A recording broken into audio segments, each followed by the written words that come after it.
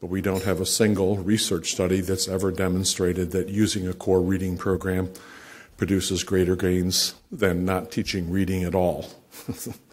And we have a number of other studies that demonstrate that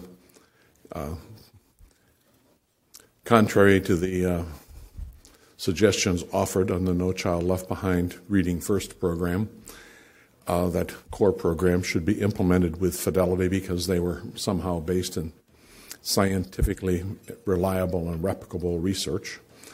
What we know is that they're not. I'm not sure if the publishers of the programs haven't read the research, or if the fact that researchers actually spend all year teaching inferential thinking as opposed to Thursday teaching inferential thinking is the problem. But whether we look at things as simple as phonemic segmentation or decoding, or something more complicated like vocabulary or comprehension, none of the core reading programs have anything that looks anything at all like what the most successful research studies have shown. And we have the work of a number of people, Barbara Taylor up at the University of Minnesota, Mike Presley, who's passed away now, Stephen Saul, who's also passed away, and I'm beginning to think there's some kind of evil spirit if you do good work in reading research and demonstrate that there is a better solution than a new core reading program, you'll die. But we've got folks who've demonstrated that you can produce programs that work far better than trying to follow the script of a commercial program. But all of those then would require that school districts actually invest a whole lot more time and money in teacher professional development as well as curriculum development. And for whatever reason, I don't know really what superintendents do all day or what assistant superintendents do all day. I don't even know what principals do all day.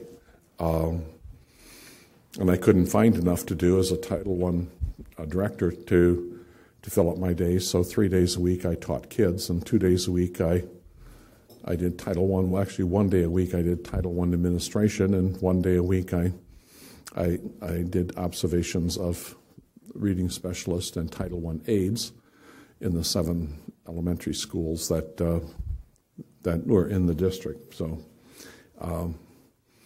and the superintendent of my kids' home school district in upstate New York just retired after 33 years as superintendent there. I think he probably holds close, if he doesn't hold the record, has to be one of the folks who served in a single district as superintendent for the longest period of time. But one of the things that Les Loomis told me when I first met him was, don't ever come by my office to see me on Tuesday or Thursday because I'm not there. Tuesdays and Thursdays, I'm in schools all day long. And I said, how do you find the time for that? And he said, how the hell would you lead a district if you aren't in the schools at least a substantial portion of your time? He said, I'd like to be able to work it out so I could do Monday, Wednesday, and Friday, but Wednesdays I have to go to lunch with a Rotary. And Mondays, we have board meetings that night, so I have to be in the office getting prepared for that. So I said, I've done the Tuesday, Thursday schedule. And he was right.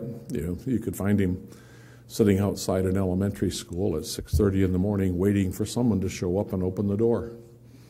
And I often thought he must have a key and could just let himself in. But he always waited for someone to show up, and I assume he probably also jotted a note somewhere about what time it was someone finally showed up and opened the door at the elementary school. So we start with this Dilbert cartoon panel, in part because it sort of represents my career as a classroom researcher. In other words, there isn't much different going on in most classrooms today than what we saw 45 years ago when I started, back in the early 1970s. I mean, there are a few little different technicalities, like we see whiteboards, but the most common activity I see on whiteboards is doing the same worksheets that we saw them doing on paper pencil versions in 1969, 1971. And we've known since the 1960s that every minute a child spends doing a worksheet is a wasted minute. In other words, what we know from a researcher's perspective, if kids do more than 1 or 2 worksheets a week, you can start to predict lower growth in their reading achievement than if they don't do any worksheets or do just 1 or 2. And yet I walk into classrooms all the time where kids are doing 5, 6, 7, 8, 9 worksheets to fill up that 90-minute reading block. When I ask teachers about it, they say, well, we have to enter grades every day.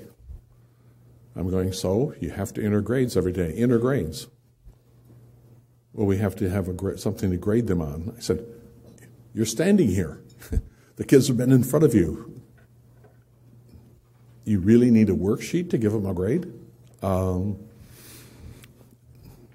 it's, the corporate world makes a lot more money off its workbooks, or what they call ancillary materials.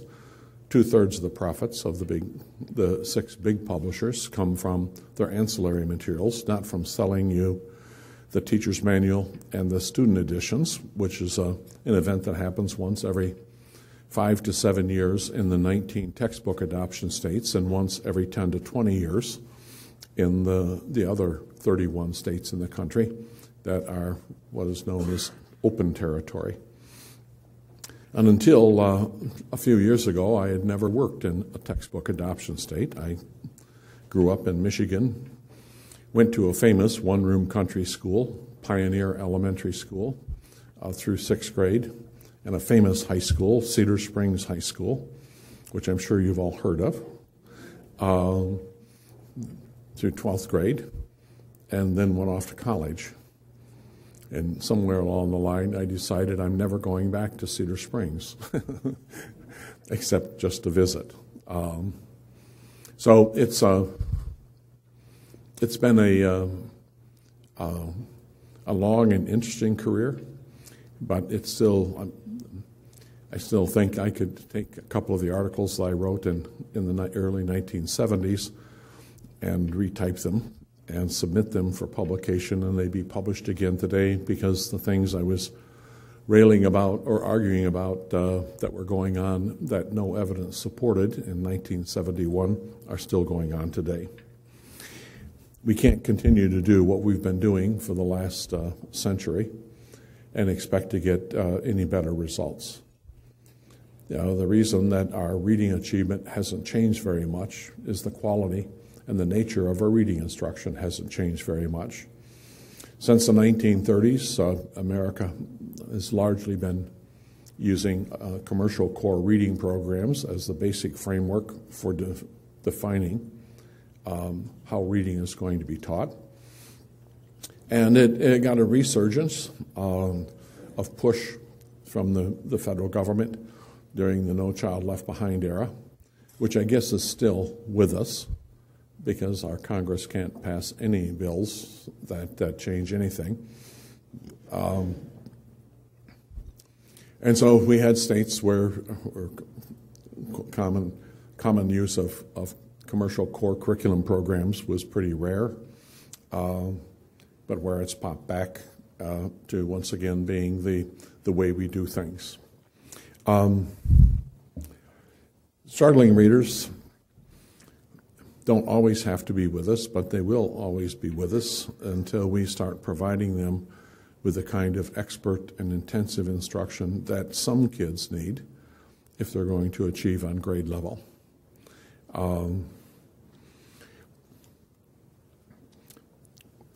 We have too many demonstrations, and I'll say this in the sense of as research studies, that all kids could be reading on grade level by the end of grade 1. But almost 1/3 of the kids at 4th grade, 8th grade, and 12th grade fall below the basic level, and the basic level means they could do grade level work if they had enough teacher support. Below basic means they cannot survive even with teacher support in grade level material.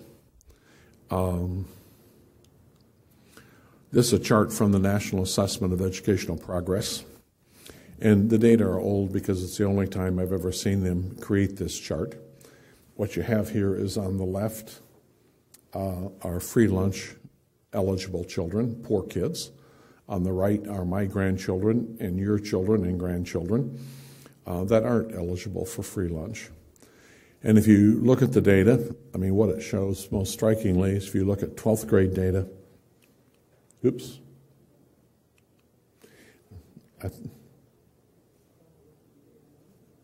there is a pointer on there. Nope, that didn't do it.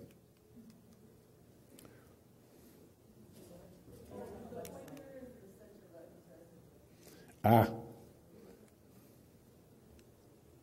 Yes. It always seems to be on the top, but not this one.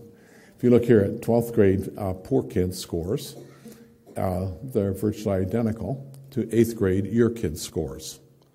In other words, after 13, 14 years in school, poor kids are now 4 years behind middle class kids. And the situation is actually probably worse than that, because by 12th grade, 50% of the free lunch kids in America have dropped out of school. And the ones most likely to drop out of school not only are poor, but they don't read very well. These are poor kids who read at the 5th grade level or below, are the kids most likely to drop out when they're in 10th grade, or whatever age level is the earliest level you can drop out. And nobody's ever gone out and collected all those poor 17, 18-year-olds who dropped out and asked them to take the test the day the kids who are still in school took the test. But my hunch is that poor kids by 12th grade are probably, if we took all of them, including the ones who are no longer in school, are probably more like 5 or 6 years behind the 12th graders from suburban communities. And we have a big national movement right now. It's gotten lots of steam, started back really during the Reagan administration, has been kept up by Democrats like Bill Clinton and Barack Obama, and Republicans like both George Bushes, the elder and the junior. And that argument is simply poor kids don't learn because they have lazy, uncaring, union-loving teachers, and that's the problem. Let's get rid of those bad teachers. Let's get rid of those bad unions, and only hire very bright, very talented, and very independent young entrepreneurs to work, and we'll turn American high-poverty schools around. And it's a convincing argument to politicians, at least, even though there's not a shred of data that suggests that anything that they said is true.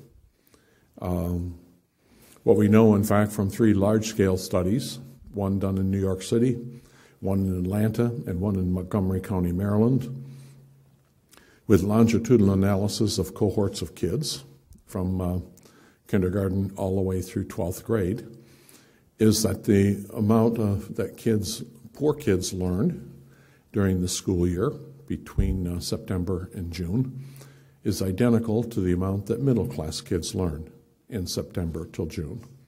In fact, if there's anything to brag about, it's that poor kids tend to learn a little more, not enough to be statistically significant most years during the school year, than do rich kids. But every year, rich kids get further ahead. And so the question becomes, if they both learn the same amount, how does this gap start? And you can see this range of reading difficulties here. This is taken from a national norming sample. And if you look at 4th grade, just to explain it to you, between the brackets is where the middle 50% of the population falls. That's, in this case, between the 3rd grade and the middle 4th grade reading level. The bottom 25% of the kids score below the 3rd grade level and all the way down to literally the beginning 1st grade level. The top 25% score above the middle 4th grade level and all the way up to about almost the 10th grade level.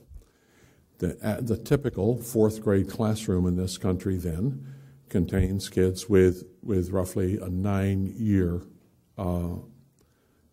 curriculum difference, with some kids where 1st grade level materials are appropriate and other kids where 9th grade level material are appropriate. And if you got classroom teachers who, one, don't realize this and who don't offer 1st grade through 9th grade curriculum in 4th grade, then the problem isn't the kids, the problem is the teachers. And the problem may not be the teachers, it may be a school system that was dumb enough to buy 25 copies of the same damn set of books for every subject for all kids. And if you wanted to show as a group of school leaders that you didn't have a clue about what you were doing, that would be a damn good choice. But it would also be one that no research supports as even a possibly conscious, sensible decision to address the problems that kids show. If you look at the chart, you'll notice that somewhere around 11th grade, the bottom end bar gets shorter, and that's in part because those are the kids who dropped out. Between 9th grade and 11th grade, most kids reach the age that they're eligible to drop out, even in states where the age is 18, because oftentimes they've been retained at least once, and some states are stupid enough to retain them 3 or 4 times. So that I had an interview with a 17-year-old 7th grader in Florida a year ago who saw me and saw that, 1, I was white, and 2, I was wearing a tie, and said, can you help me? I said, I doubt it, but what do you need? He said, well, they told me I can't go to prom with my girlfriend. And I said, why'd they tell you that? I said, because I'm still in 7th grade, and you've got to be in high school to go to prom. Can you change that? And I said, I doubt it. because I've got a white shirt, a tie, and a white face, you may think that means I have some power, but I don't control the idiots in this school system. So I'll ask and see if anything can be done. Nothing could be. And so his girlfriend went with another guy, which didn't make him much happy. And I asked him, so why are you in 7th grade? He said, I don't know, they keep flunking me. I said, why do they flunk you? He said, well, I can't do the work. I said, why can't you do the work? He said, I can't read. He said, I come to school every day. I've never been expelled, never even been sent to the principal's office. And every day I keep hoping someone's going to teach me to read. But every day I show up and they just give me books I can't read and work I can't do and give me an F. He said, I don't know what else I can do. And I worry that too often his explanation of how the school responds to his instructional needs is a too common picture that we'd see in way too many schools with 17-year-olds who are reading at a 2nd grade reading level like he was.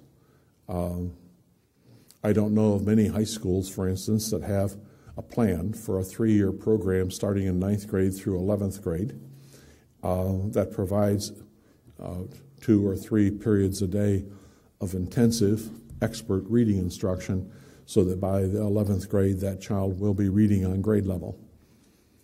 In fact, most high schools don't provide any courses in reading instruction.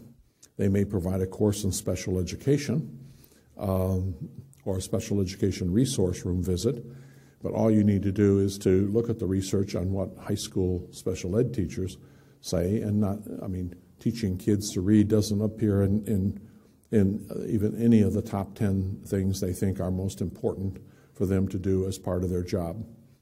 And maybe it's just because they're smart enough to realize that 1 period a day, every day, is not going to be enough for this kid to catch up. So instead, they play I'll read his textbook that he can't read to him. I'll help him with his homework assignments and so on, so he can pass and graduate from high school and still be illiterate, but have a high school diploma to get a job. That to me seems to be a cop-out, but I don't know too many high school teachers who grab all of their resource room kids and keep about 3 hours of 3 sets of classes a day just so they can provide them the instruction that they need. One other thing that everybody seems to miss is that our kids read better today, all kids at every grade level, every ethnic group, every social class read better today than they did 10 years ago, 20 years ago, 30 years ago. Or back when we first started having national data, 1970, when the national assessment started, the kids' scores have gone up, but fourth grade scores have gone up more than a full year since 1970, as have 8th grade and 12th grade scores. But there's still the notion that our kids aren't reading well enough and that schools aren't doing very well. And the National Assessment of Educational Progress is about the only test that provides a common measure against a common scale since 1970. And when we look at what are called the trend line data, which only use items that are virtually identical from 1970 through 2013, what we see is that, the number, well, I'll give you an example. Black kids' reading scores in 4th grade in 2013 equaled white kids' scores in 1982. The black-white achievement gap has been cut in half since 1970, as has the Hispanic-white achievement gap. It's still too large, and it hasn't changed at all since 1990. I mean, No Child Left Behind had no positive effects on reading achievement at all, and no positive effects on closing the rich-poor or the ethnic minority versus majority achievement gaps that exist in this country. I think part of the reason that congressmen and even secretaries of ed are dumb enough to say things like, we're spending twice as much today as we spent in 1970, and scores have remained essentially flat. And overall, the overall trend score on the national assessment hasn't moved very much, but this chart illustrates what's called Simpson's paradox. And basically, it's the difference between having far more poor kids today than we had in 1970, more poor kids than we had when Lyndon Johnson started the war on poverty, and far more kids that are members of ethnic minority groups, and particularly Hispanic ethnic minority group, which were less than 5% of the population in 1970, and were at 4th grade over 25%, and across 4th grade, 8th grade, 12th grade was over 20% of the population in 2013 or 2007. You can see the gains that have been made for white kids was 19 points, for black kids it was 33 points, Hispanic kids 22 points from the time the national assessment started until 2007. But the overall score only went up 13 points. And you say, well, wait a minute, how can every group get higher scores than the total group? And the answer is it's the difference between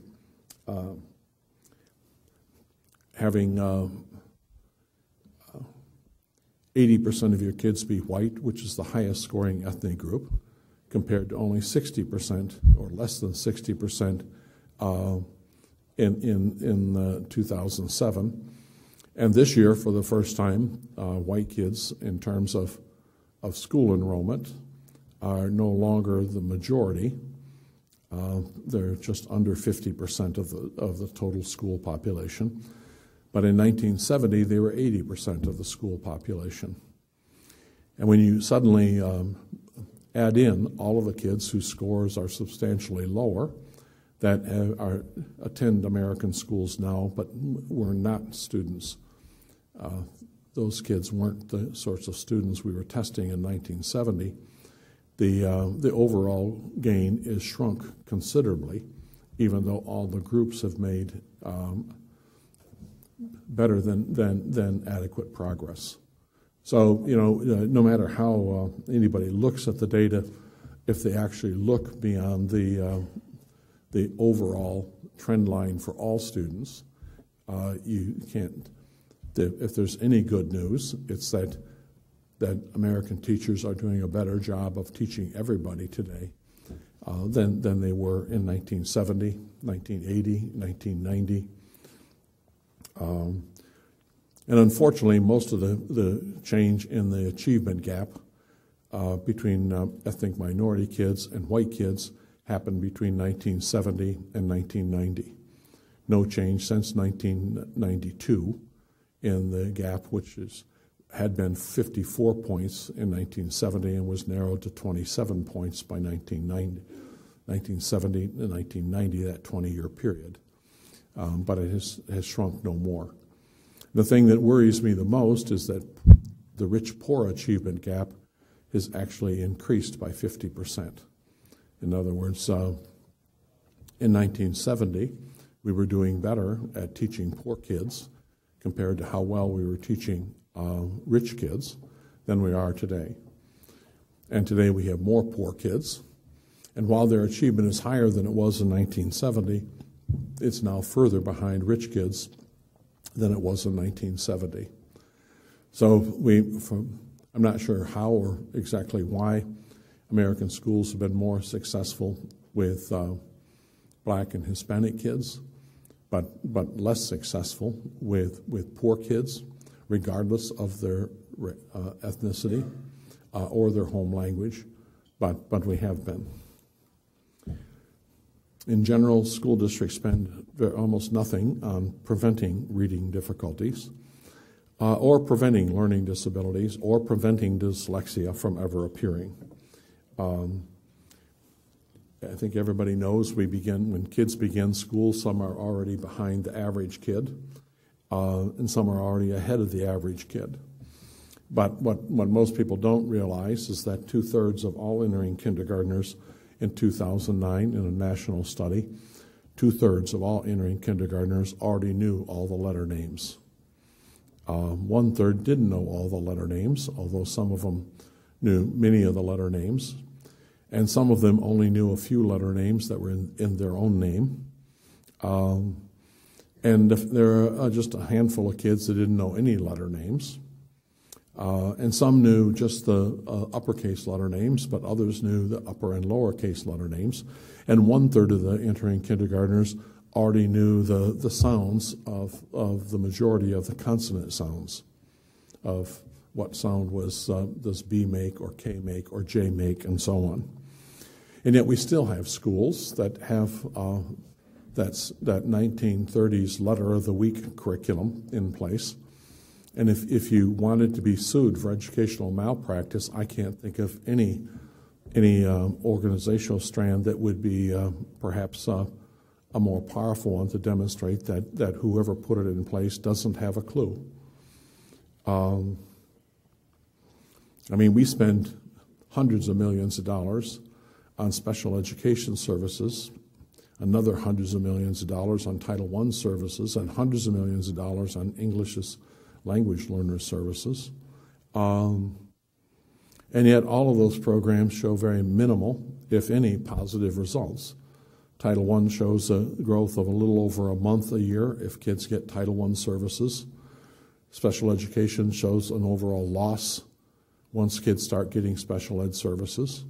And ESL kids show no gain or loss once they get ESL services. I'm working on an article right now which argues the problem with American schools is federal programs. And that if they just got rid of special education, Title I, and ESL education, and got rid of all those specialist folks and stopped giving school districts all that money to fragment the curriculum and to relieve classroom teachers of the responsibility of teaching every child, we'd be in a better place. I don't know if anyone will publish it. I don't know if I'll actually get it written coherently, but and as someone who grew up and was in that first generation, earning in 1968 my reading specialist license, in the first graduating class at Western Michigan University, where I earned my specialist degree. And prior to that, I mean, in 1968, when I got my degree, we didn't have any special education per se, not in schools. We didn't have any federal special education law. That didn't happen until 1975. And then in 1975, we got a new category for special education called learning disabilities. And in a very short period of time, between 1975 and about 1985, an amazing thing happened, and that's simply that articles on reading difficulties started appearing in special education journals, and they disappeared from the journals published by the International Reading Association, like Reading Teacher or Journal of Reading, or even Reading Research Quarterly. And so suddenly reading difficulties were defined as special education and the result of some sort of neurological damage, difference, or deficit. And all we've done is, from the original law, which capped special ed enrollments at no more than 3% of the population, by the 1980s that cap was lifted, and ultimately today roughly 15% of all American students are considered pupils with disabilities, with huge differences between states, with Massachusetts at close to 30% and Mississippi at 5% of their pupils with disabilities. But that seems to rely primarily on how much money they get. And in Massachusetts, they basically double the money you get from the state for every pupil with a disability. And in Mississippi, they give you an extra $2. So in Mississippi, there's no profit motive for identifying kids as having a disability, and so they don't bother. But in Massachusetts, there's a huge profit, and they identify a lot.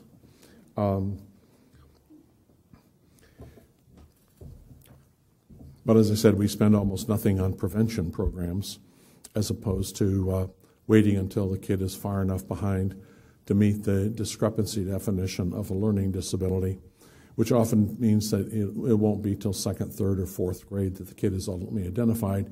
And by that point, he's had 2, 3, 4 years of unsuccessful school experiences and unsuccessful experiences with print.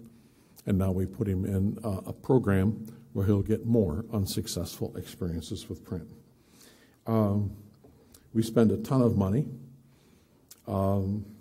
This year, the typical American school will get about $25,000 for every pupil with a disability. It may be higher in Illinois because I live in Tennessee, where the most money a classroom teacher can make in Knox County, Tennessee, with a master's degree and 20 years of experience is $47,000. And yet in New York State, where I worked before, starting salaries for beginning teachers with a bachelor's degree were in the $50,000 plus range. And the salary for 20 years plus a master's was over $100,000 a year. So, it depends on where you live, how much money you have. I will say my property taxes in Tennessee are 1/3 of what they were in New York, even though my house is twice as expensive in Tennessee as the one in New York. But we have another conservative Republican governor who's doing everything he can to ensure that, we have a constitutional amendment. I don't know what's happened. The vote was yesterday to include in the Constitution eternal ban forever on income tax, because there is no income tax in Tennessee, and And the folks in charge would like to make sure that there is never an income tax in Tennessee. That $25,000, about $11,000 of it comes from the U.S. Department of Education, which is the amount of money they hand out to states per student, about $11,000 a year per kid. Another $3,500 comes from state special ed funding, and again, in some states that number will be closer to $11,000, and in Mississippi it'll be closer to $25. But on average, it's about $3,500.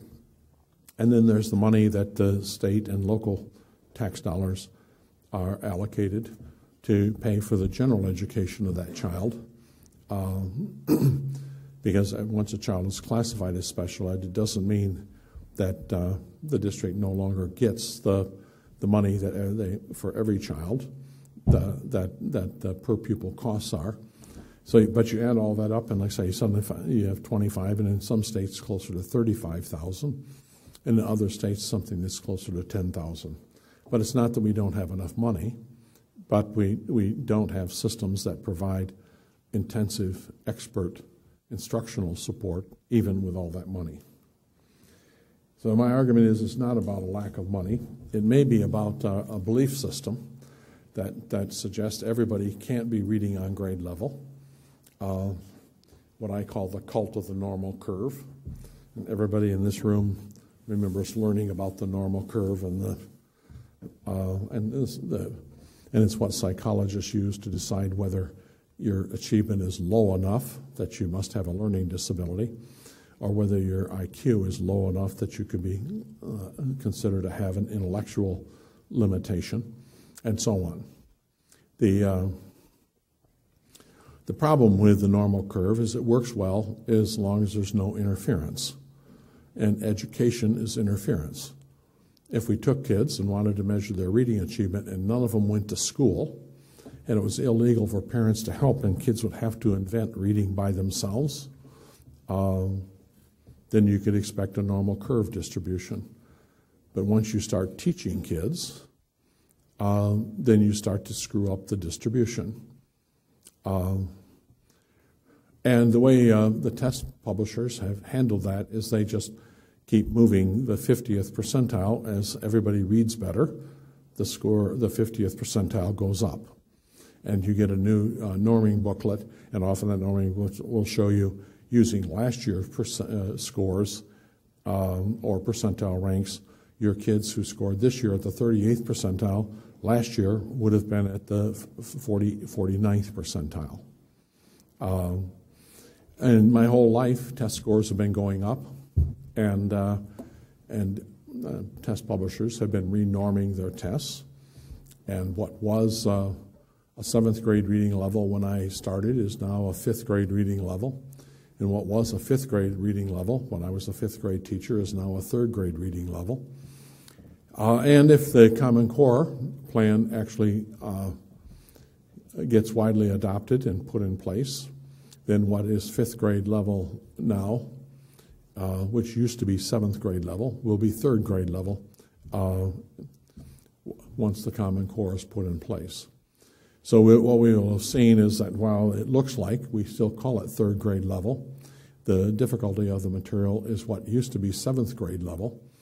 And all you have to do is to give some of those legislators that 8th grade math exam, or even the 8th grade reading exam, to understand that there are people who graduated from high school and maybe even a little bit of college who still can't pass your state's 8th grade math and reading exam.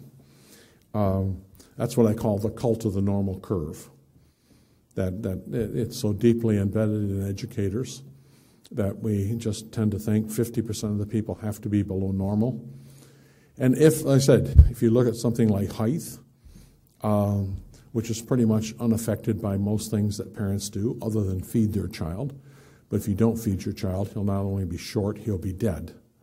So that sort of takes them out of the likelihood they're ever going to be measured.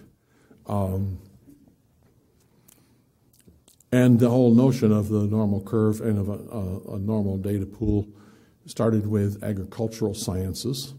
And in fact, the inventor of the value-added assessment system is a former College of Agriculture professor from the University of Tennessee, Bill Sanders.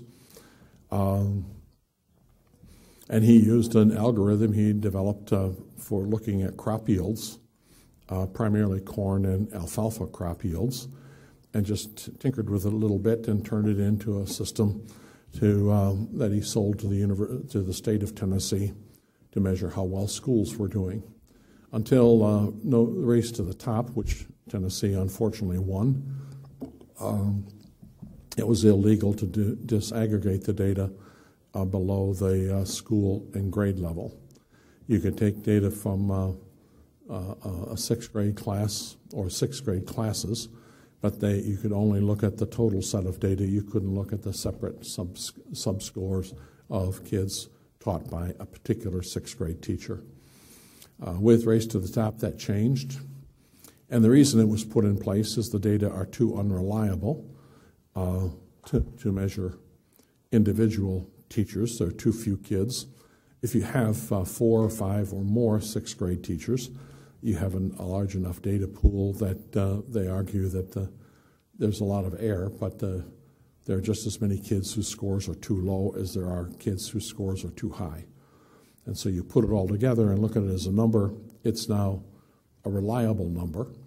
Even though the error is still there, it's now the randomization of having everybody in the pool means that high and low scores cancel each other out.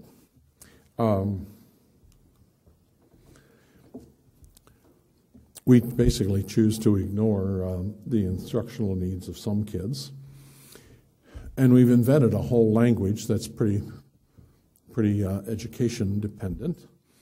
We invented mythological terms like a learning disability, like attention deficit, hyperactivity disorder, like dyslexia, and so on, as explanations why some kids who had normal intelligence and who came to school virtually every day hadn't learned to read. The problem with that is that once we gave them the label, then we tended to ignore whatever needs they had. We don't need any more studies demonstrating that pupils with disabilities, for instance, get a lower quality reading instruction and fewer minutes of it every day than anybody else in the building. In other words, we're spending $1 trillion this year on special education services that provide less and worse instruction than if you just left the kid in the classroom.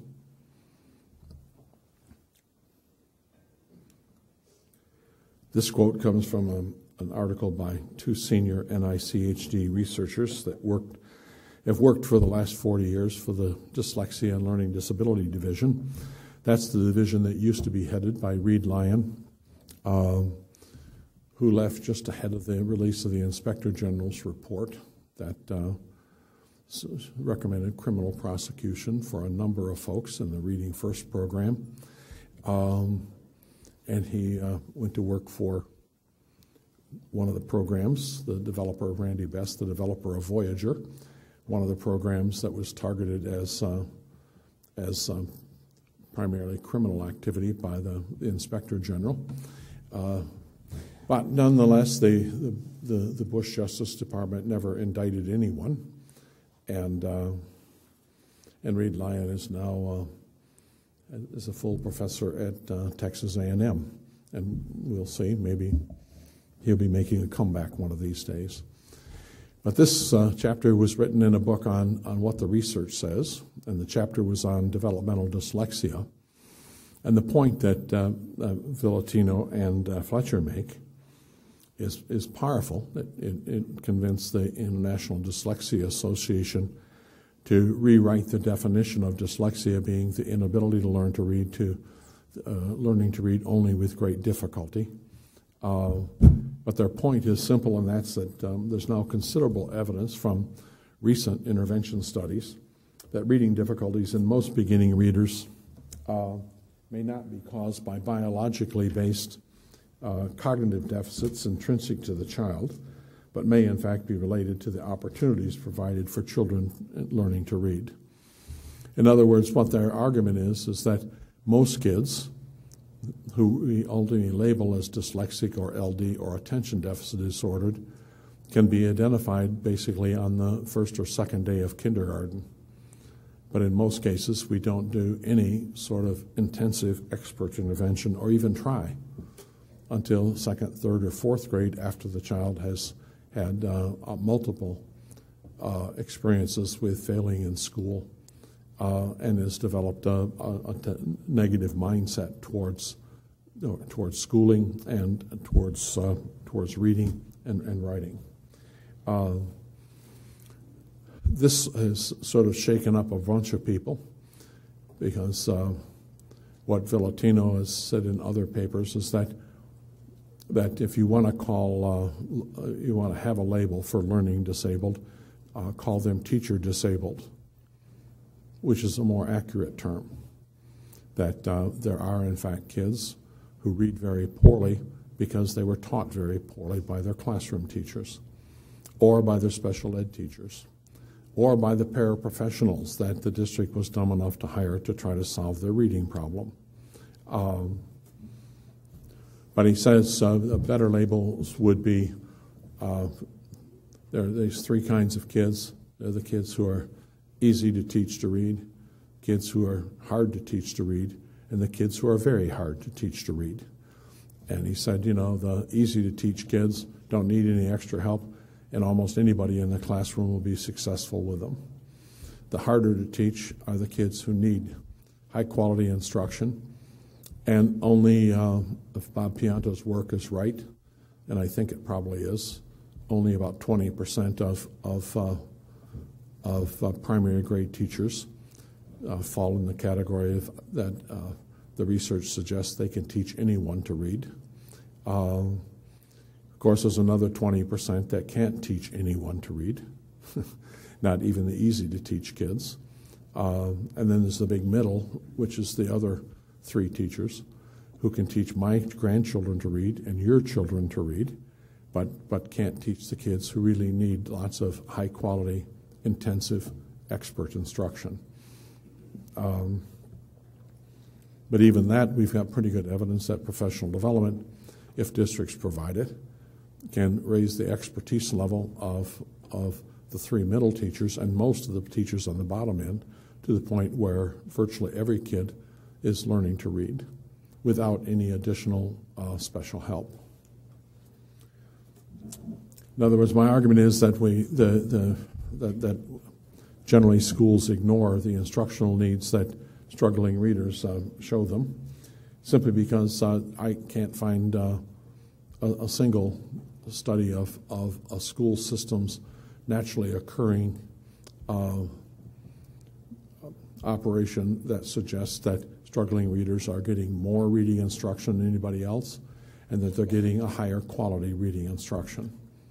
In fact, the evidence accumulates just the reverse, that they get less reading instruction than anybody else, and that the quality of the reading instruction is lower than the quality of the reading instruction classroom teachers generally provide to kids who don't have difficulties. And it's generally true that the older the kid is, the truer this is. In other words, there are relatively few places where 11th graders with reading problems get any help. And the 7th graders with reading problems get less help than 3rd graders with reading problems. But 1st graders with reading problems in this country get more help than anybody else. But they get more help from their classroom teachers and more help from the system. There's more intervention research than there is research using complete classroom populations. In other words, researchers have tended to study the effects of this program in addition to whatever is going on in the classroom, but relatively few have actually looked at what's going on in the classroom, in part because the way the research designed, it's assumed if you're randomly selecting kids, then the classroom effect is a random effect. But when we look at the most effective intervention studies, the one that exhibit the largest amount of students' reading proficiency development, They use what Mike Presley called a decade ago a balanced approach. It's not an anti-phonics approach. It's an approach that argues that what the National Reading Panel found, that 10 minutes a day of explicit phonics instruction in kindergarten and first grade produced fourth graders who could decode better than kids who got either no phonics instruction or less than 10 minutes a day. But they also noted that 20 minutes or 30 minutes a day of phonics instruction in kindergarten and first grade produced no additional benefits over 10 minutes a day. And their argument was that 10 minutes a day should be applied in every classroom, kindergarten and first grade classroom in the country. And additional time should be avoided because there are lots of other things that kids should be doing during their reading lessons other than doing decoding activities. The National Reading Panel also noted there was no positive support for decoding lessons for anybody in grades 2 through 9. If you want to waste your taxpayers' money and you want to waste your teachers' and kids' time, then buy a decoding program for middle school special ed kids or high school special ed kids that they couldn't find. And most of the studies done with the populations in grades 2 through 9 were struggling readers. And even though they were struggling readers, and even though decoding is the most common emphasis that researchers report finding in interventions for both Title I and special ed with kids above from grade 2 and up, there was no advantage shown anywhere. Now people say, does that mean you never teach phonics skills to fifth graders? And my answer would be, no, fool. But you probably want to do what the National Reading Panel said, and they found that what they called the problem-solving approach, which is represented by programs like Reading Recovery, where the teacher's job is to figure out what kind of decoding skill this kid doesn't seem to have, and to teach it as quickly and contextually as possible. Work just as well, if not better, than the what we call standard package programs, programs that have a scope and sequence that everybody follows the same set, everybody does the same lessons, regardless of what they really need. And unfortunately, in too many special ed programs in particular, it's the commercial package program that is being used, not a responsive program based on what the kids need. And it's sort of ironic, given that the whole point to special education is supposed to be individualized expert education, that instead of individualized, what we're getting is a package program like Voyager or Wilson Phonics or something else that has not a single research base to support its use as helping improving kids' reading ability.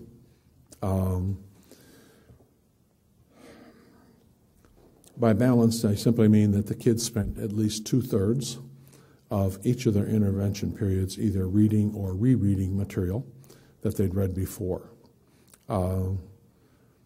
That's very different than an intervention period, which Brenner and Hebert write about in Reading First Schools, where a quarter of the kids each day never read a word during the intervention period. They did lots of skill and drill, and they did lots of fill-in-the-blank activities, but as far as actually reading anything, particularly reading with an emphasis on meaning, was largely avoided. And yet we continue to blame the kids and their parents or rally about how silly Congress is to suggest everybody should be reading on grade level. In addition, a balanced program is always focused on comprehension, because in the end, that's all we care about with reading, is that kids can read material independently and understand it.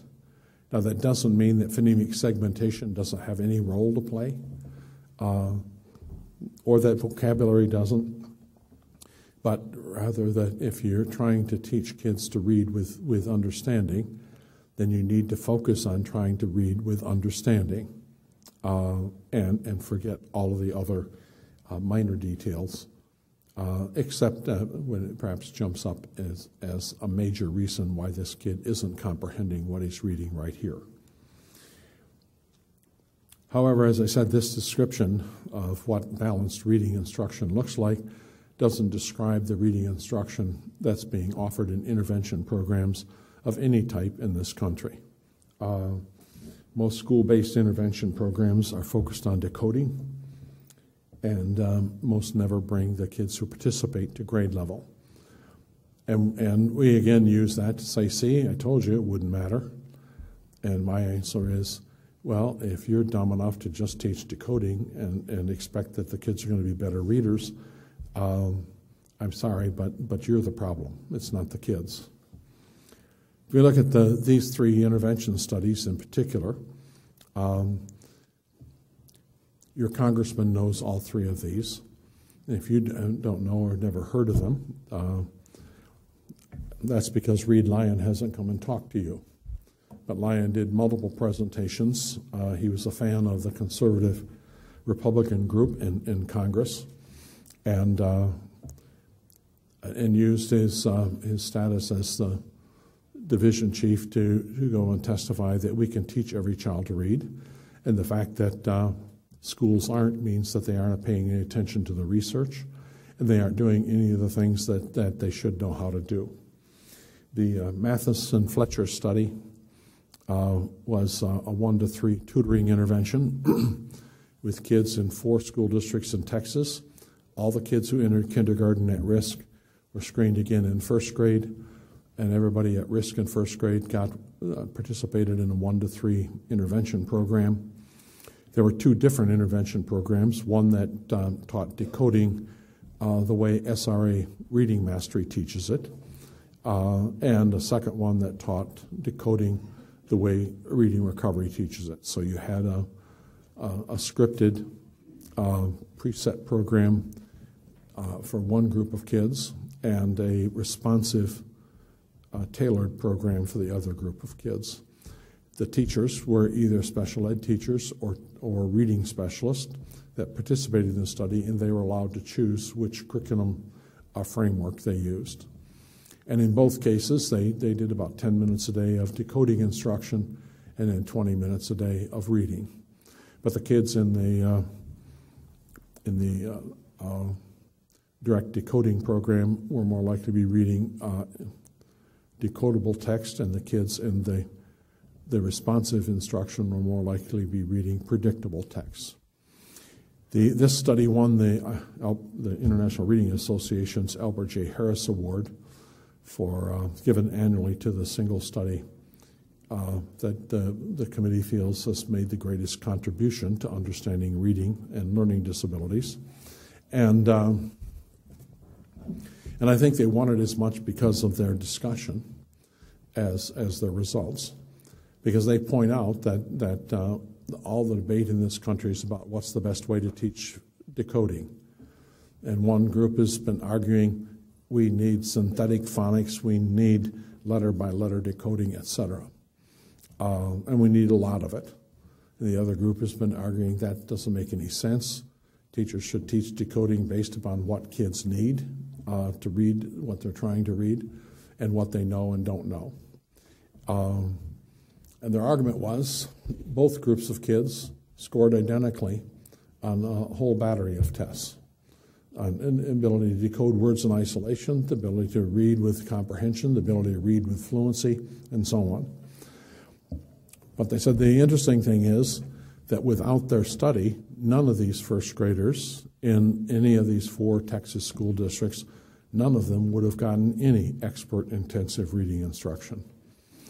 That what the school districts had organized was they had bought some software that no research has ever demonstrated has been useful at developing decoding proficiencies, and some kids were assigned for 20 minutes a day to work on the software program. In other cases, they had paraprofessionals who took the kids out in the hall and did whatever paraprofessionals do, which routinely results in no gain or loss of reading achievement.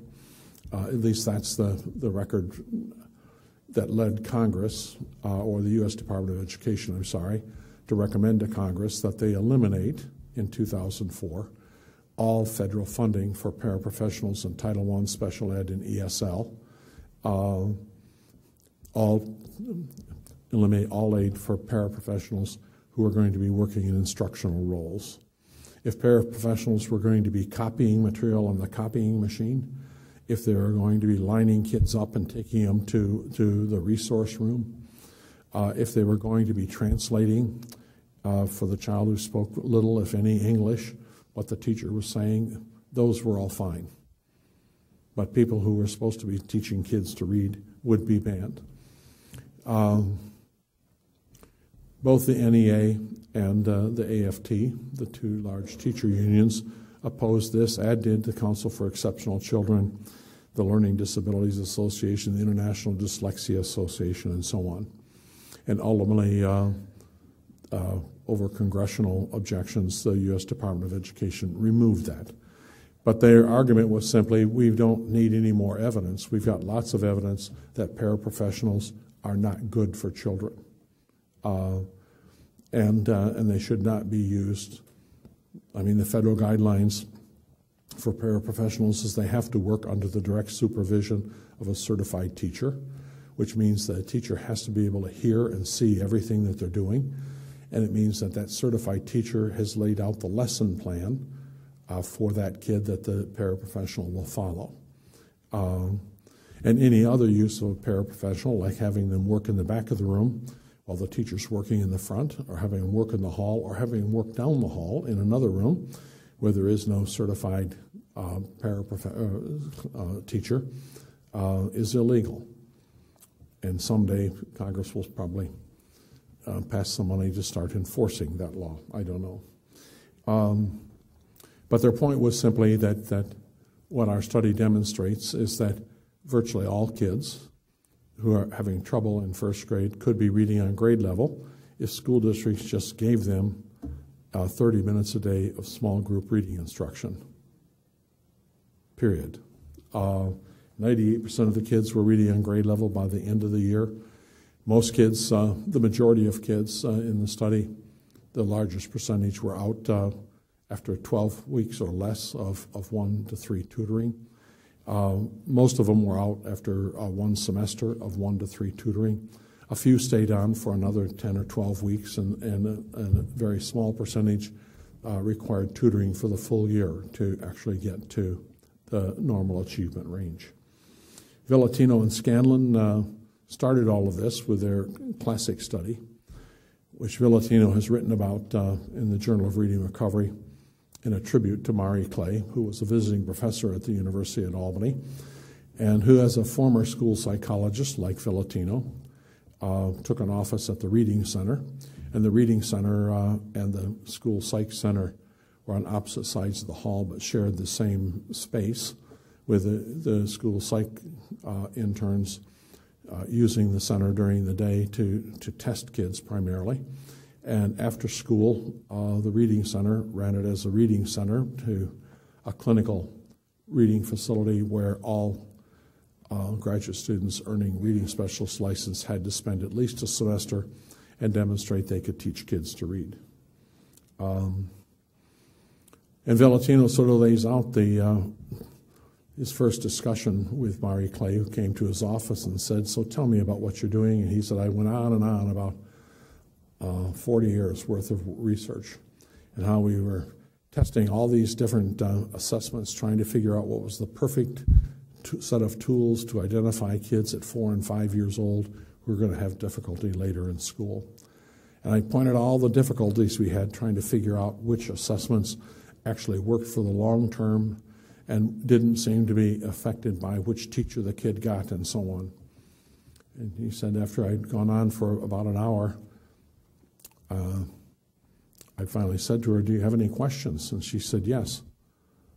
If you've been trying to figure out what test to use for 40 years, do you really not know who these kids are? And wouldn't you be better off if you actually tried tutoring them and see if you can solve their problem rather than predict it? And he said, I sort of did an angry outburst, and I said, well, I know that's what you do, but that's not what we do. We're trying to come up with tools to effectively identify who's going to have a learning disability and which ones are the ones that are instructional casualties. And she said, well, very well, that's one way to do it, but I prefer mine. And he said, I don't know that I ever told her while she was at Albany that I had changed my mind, and I agreed with her. But the following year, we submitted this grant and provided one-to-one expert tutoring starting on the second day of kindergarten. And I said, what we learned is that the only test you really need to give to find out who's in trouble when they enter kindergarten is letter name knowledge. And he said, so on the first day of kindergarten, we tested letter name knowledge. On the second day, all the kids who didn't have complete letter name knowledge got one-to-one tutoring.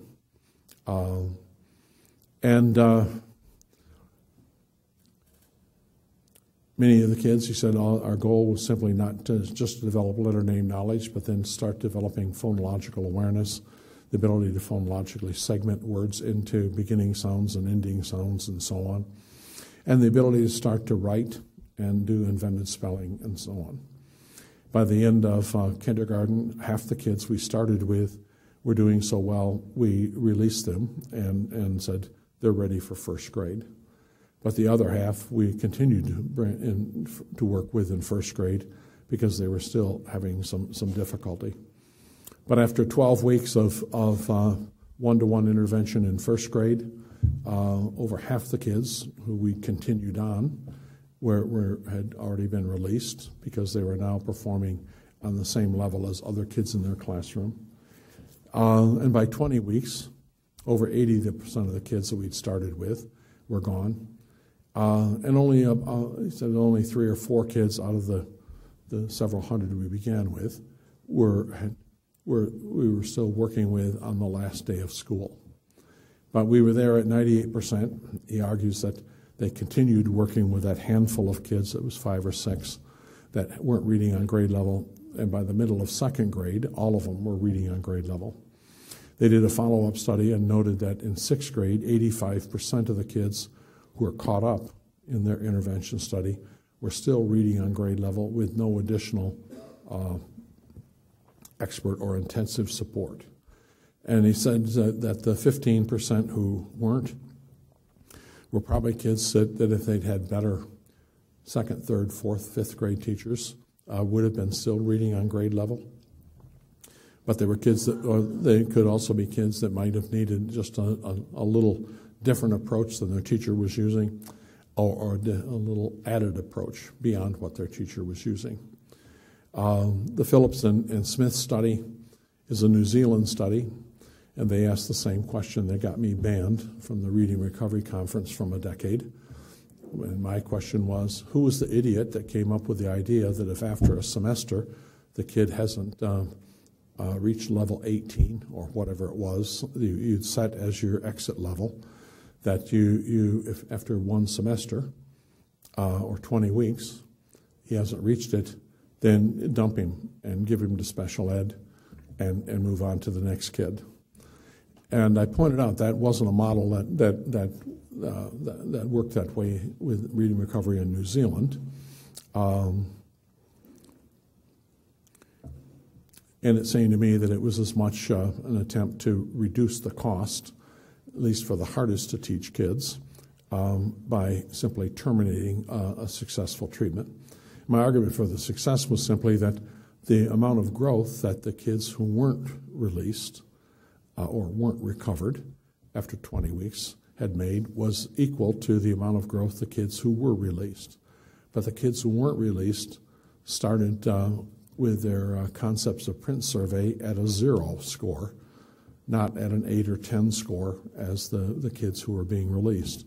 In other words, they were further behind. These were kids who couldn't find the front of a book or the first sentence in a book, much less the first word in a sentence, or the first letter in the second word in a sentence, and so on. They'd made progress, as much progress as the kids who were being released, but it wasn't enough progress for them to be considered recovered. And so my argument to the Reading Recovery National Group was simply, I think it's a short-sighted goal, and I think you're doing a disservice to those kids. And Dr. Clay, the developer of Reading Recovery, told me later she agreed with me, but they were never. I was never going to convince the folks at Ohio State that I was right and they were wrong. So nobody heard me say that for a long time until the Phillips and Smith study came out, and they asked the same question. The difference in New Zealand is they don't have a category for of disability called learning disabilities or attention deficit disorder. And so the kids weren't, even if they hadn't made enough progress to be released at 20 weeks, there was no easy dumping ground for them. And so they kept them in. But what they decided to do was maybe change the teacher after 20 weeks. And they had a second group of teachers because they started with some 350 kids who qualified for reading recovery as finishing in the bottom 20% of their age group. At the end of the one semester, there were only 6 kids left that hadn't been recovered, and 2 reading recovery teachers taught those 6 kids. But all of of the 6, before the end of the second semester, 4 of them had been recovered and released. 2 still weren't recovered by the end of the second semester. And unfortunately, the group the pair that did the study wasn't paying that much attention to it until 2 kids didn't make it, and they were both from the same reading recovery teacher. And their analysis of the videotapes that had been shot of the lessons but no one had looked at indicated that, at least with those 2 kids, this particular reading recovery teacher did not implement a standard reading recovery lesson, but instead implemented what they called a bark-it print lesson.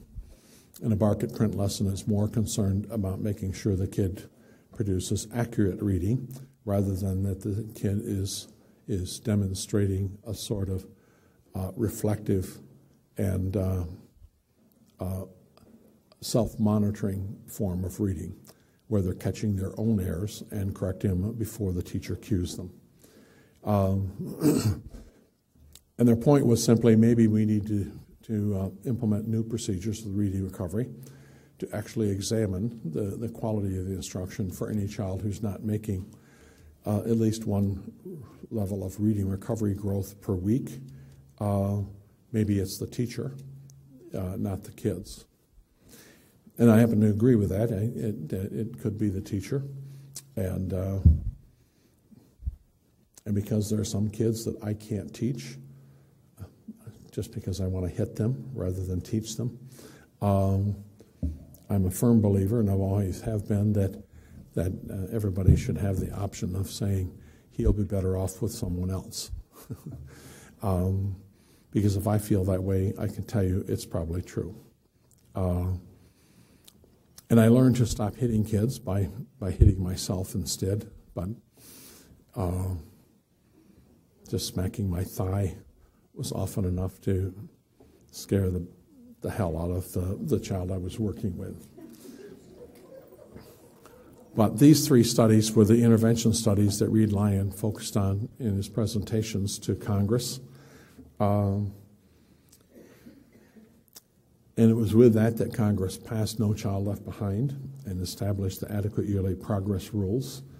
The Adequate Yearly Progress Rules gave school districts in the United States 13 years to bring achievement up to grade level of all kids. But those 13 years are up this year. And as you know, while No Child Left Behind is still in place, as are all the rules, the U.S. Department of Education with Arne Duncan have been successfully renegotiating with states and doing away with the Adequate Yearly Progress Rules and allowing different ways of substituting, but continual reporting. But the notion that virtually every public school in the United States will be shut down at the end of this year and converted to a charter or to a voucher or something else is not true. but it's just as true that we're not going to get, well, we may now that it looks like the Republicans control both houses, we may get a new kind of No Child Left Behind push through, which Republicans especially will like. And I don't think, one of the things I'd give the Bush administration credit for is basically the way the program, the Adequately Progress program was set up. If you'd started in 2001 to solve the problems of all your kindergarten kids and had done that, then the next year you could focus, it would have far fewer kids in first grade to focus on. And if you continued in first grade to do what Villatino and Scanlon did, or what Mathis and Fletcher did, you would have almost no kids by the end of second grade who weren't reading on grade level. And most of those kids would continue reading on grade level at least through sixth grade without any additional help. And you could have then every year just focused most of your attention on solving the problems of the new entering kindergartners and the continuing on first graders. And everybody could have been reading on grade level by now. The problem with that model is you would have had to simply ignored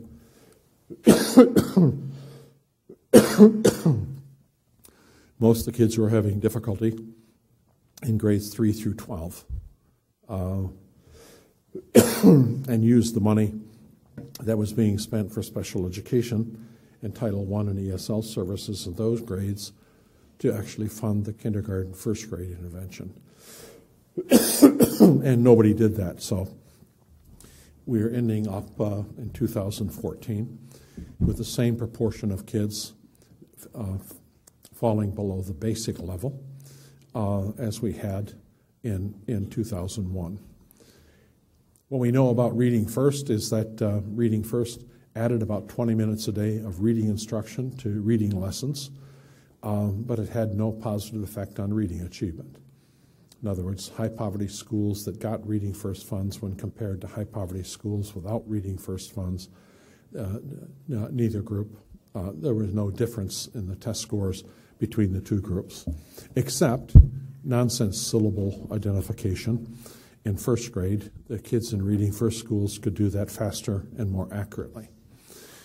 I'm not sure that there's anything to brag about, because we've known since the 1960s that if you want to destroy kids' decoding ability, the use of nonsense syllables, and particularly instruction in nonsense syllables and testing in nonsense syllables, is a damn good way to do it. Because what nonsense words do is say to the kid, my wife's got this beautiful videotape. As part of a research project, she agreed to administer the Dibbles test to the kids she was testing in kindergarten with a different set of tests. And so she's following the directions, and the video camera's running, and she says to this little boy, "Okay, I want you to read some words, but they aren't really words." His hand goes up. "If they aren't words, what are they?" She said, "Well, they call them pseudo words. They aren't real words, though." Hand goes up. "Why don't they test us with real words?" And she says, "I didn't make up the test." And his hand goes up. "Well, if they aren't real words, how do you know if I pronounce them right?" And she said, "Well, they gave me a scoring guide." He said, "Do you know how they created that scoring?" And this goes on. And I thought, just give the kid a pass. But we've known that central to effective decoding is what Mari Clay called cross-checking. In other words, it's you produce a word and then you check against what you know. And if it's a sentence or a story that it's in, you cross-check it against both syntax and semantic to make sure it makes sense. And in the storyline, if it's a larger scale story. If it's just a word list, then you check it against the beginning and ending sounds at least. And see if you got it right. But if it's a nonsense syllable, it doesn't matter really what you do, because nobody nobody is ever going to read that word except on a nonsense syllable test. But one of the things we did learn before No Child Left Behind, and part of the emphasis on reading first, and particularly the primary grades in No Child Left Behind, came from the evidence that schools basically have 4 years to solve kids' reading problems. That's kindergarten, first, second, and third grade. And it looks like we could solve the problems of virtually all of them in kindergarten and first grade with just a handful of kids that if we continued on, would need to continue on doing something else in second grade.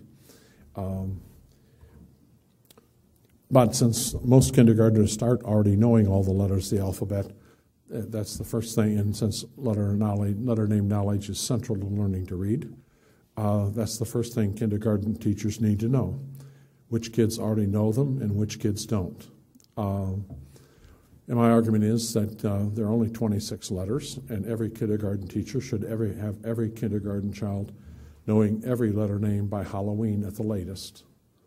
And if you've got kindergarten teachers that think that's impossible or inappropriate, fire them and call me, and I'll send you kindergartners who'll teach all the letter names by Halloween.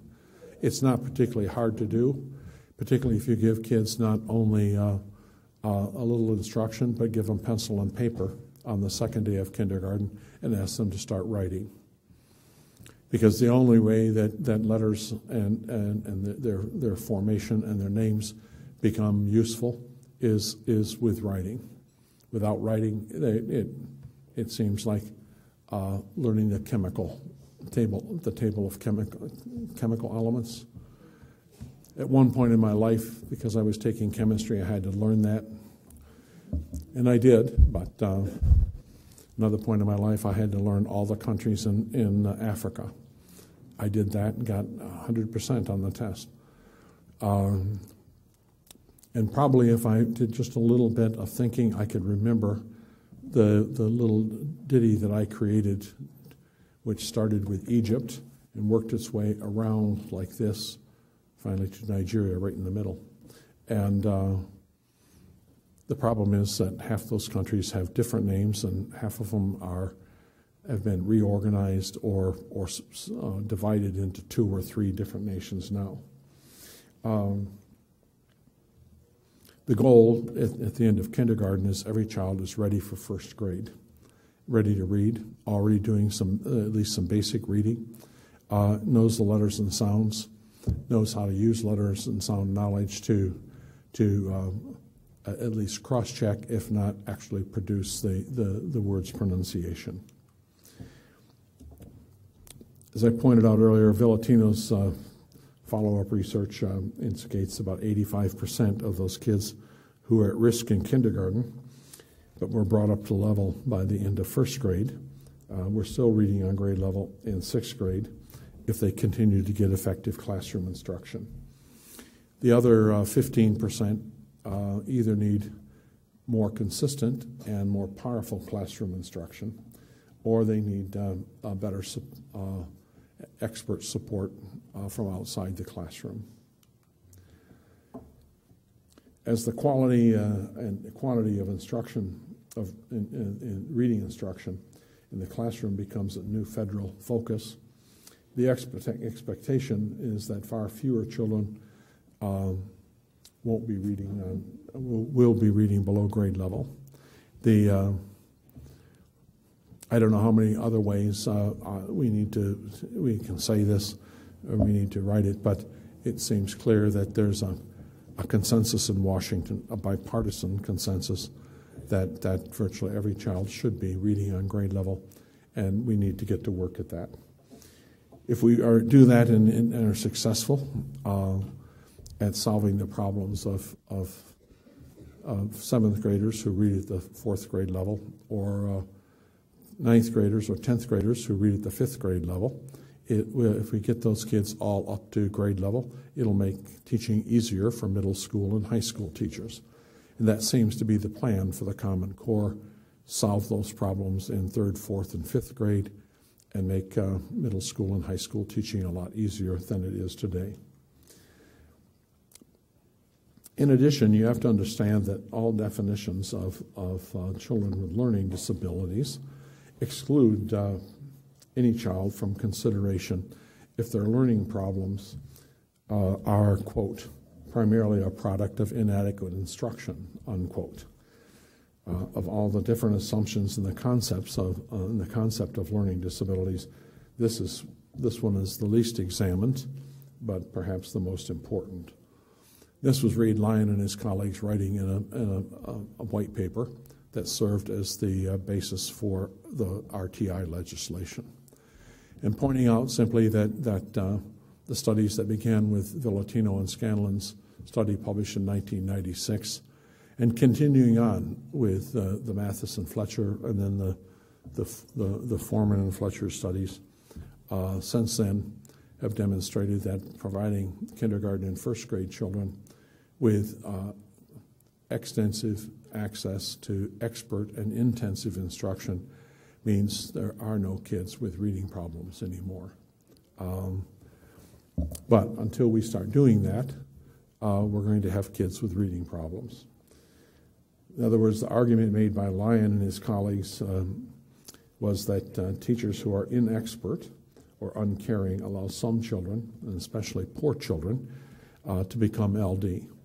In other words, by not providing them with a sufficient amount of instruction at their level, these kids ultimately perform bad enough that they meet the old 50% IQ discrepancy that the old LD definition required.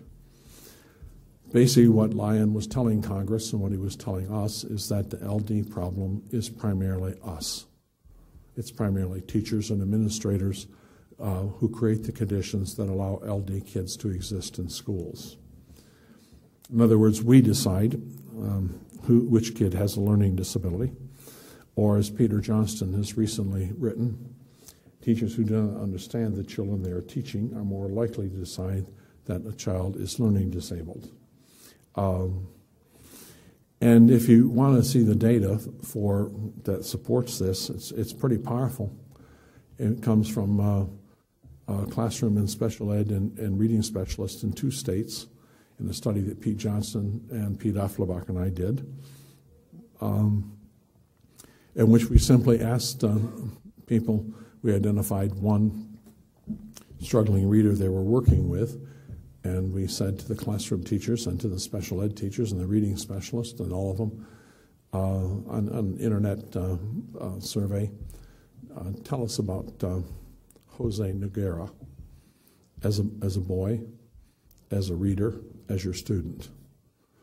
And from the teachers who had high value-added assessment that produced a lot of growth on standardized tests in kids, we got an average of 3 or 4 pages of comments about Jose.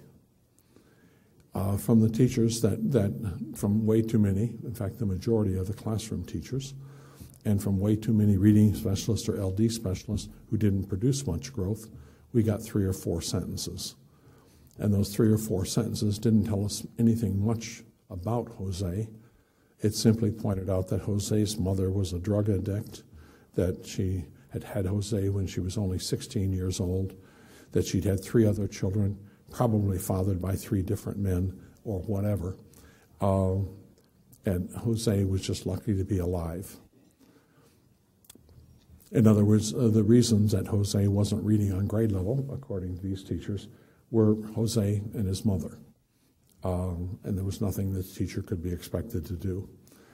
On the other hand, the effective teachers, the ones who were actually solving kids' reading problems, talked about Jose as a reader, what kind of books he liked, where he'd started, what he'd learned, what he was getting good at, what he was still having problems with. They talked about him as a writer. They talked about him as a kid and as a social being. And they talked about him as a student and what parts of him they didn't like very much and the parts they loved, and how they are working to try to make sure the lovable parts made more common appearances, regular appearances in the classroom than the more dislikable parts of them. But one group of teachers seemed to know their kids really well, and perhaps not surprisingly, they seemed to get good results from those kids. The other group of teachers didn't seem to have a clue about the individual child, and they got terrible results. So, you know, I'm reasonably sure Peter's exactly right with this, and it's not just learning disabled, but you can also say they'll decide the child is hopeless.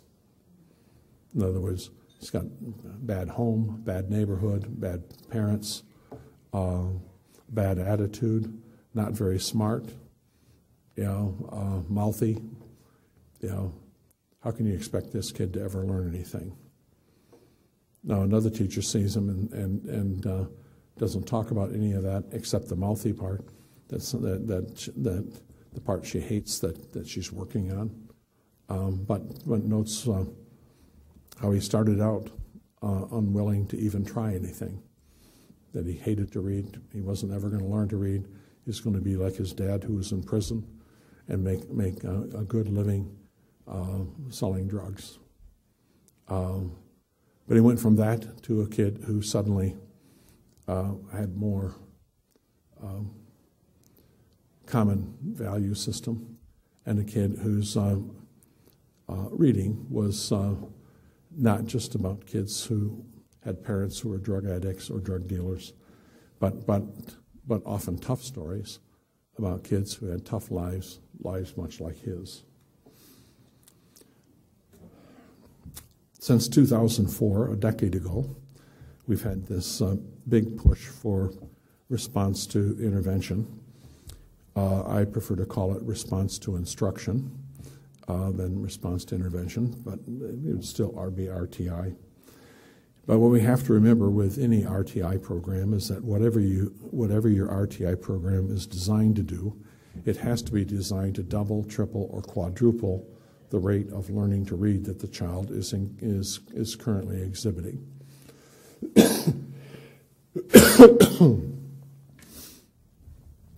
In other words, for kids that we label LD, if he has an IQ of 100 and is in fourth grade, his reading level has to be below the second grade level in order for him to classify under the old IQ discrepancy formula that identified LD kids.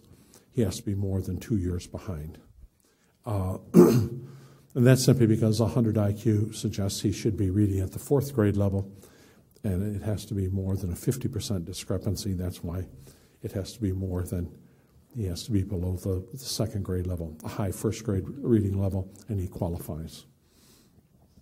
But this is a fourth grader now with a high first grade reading level.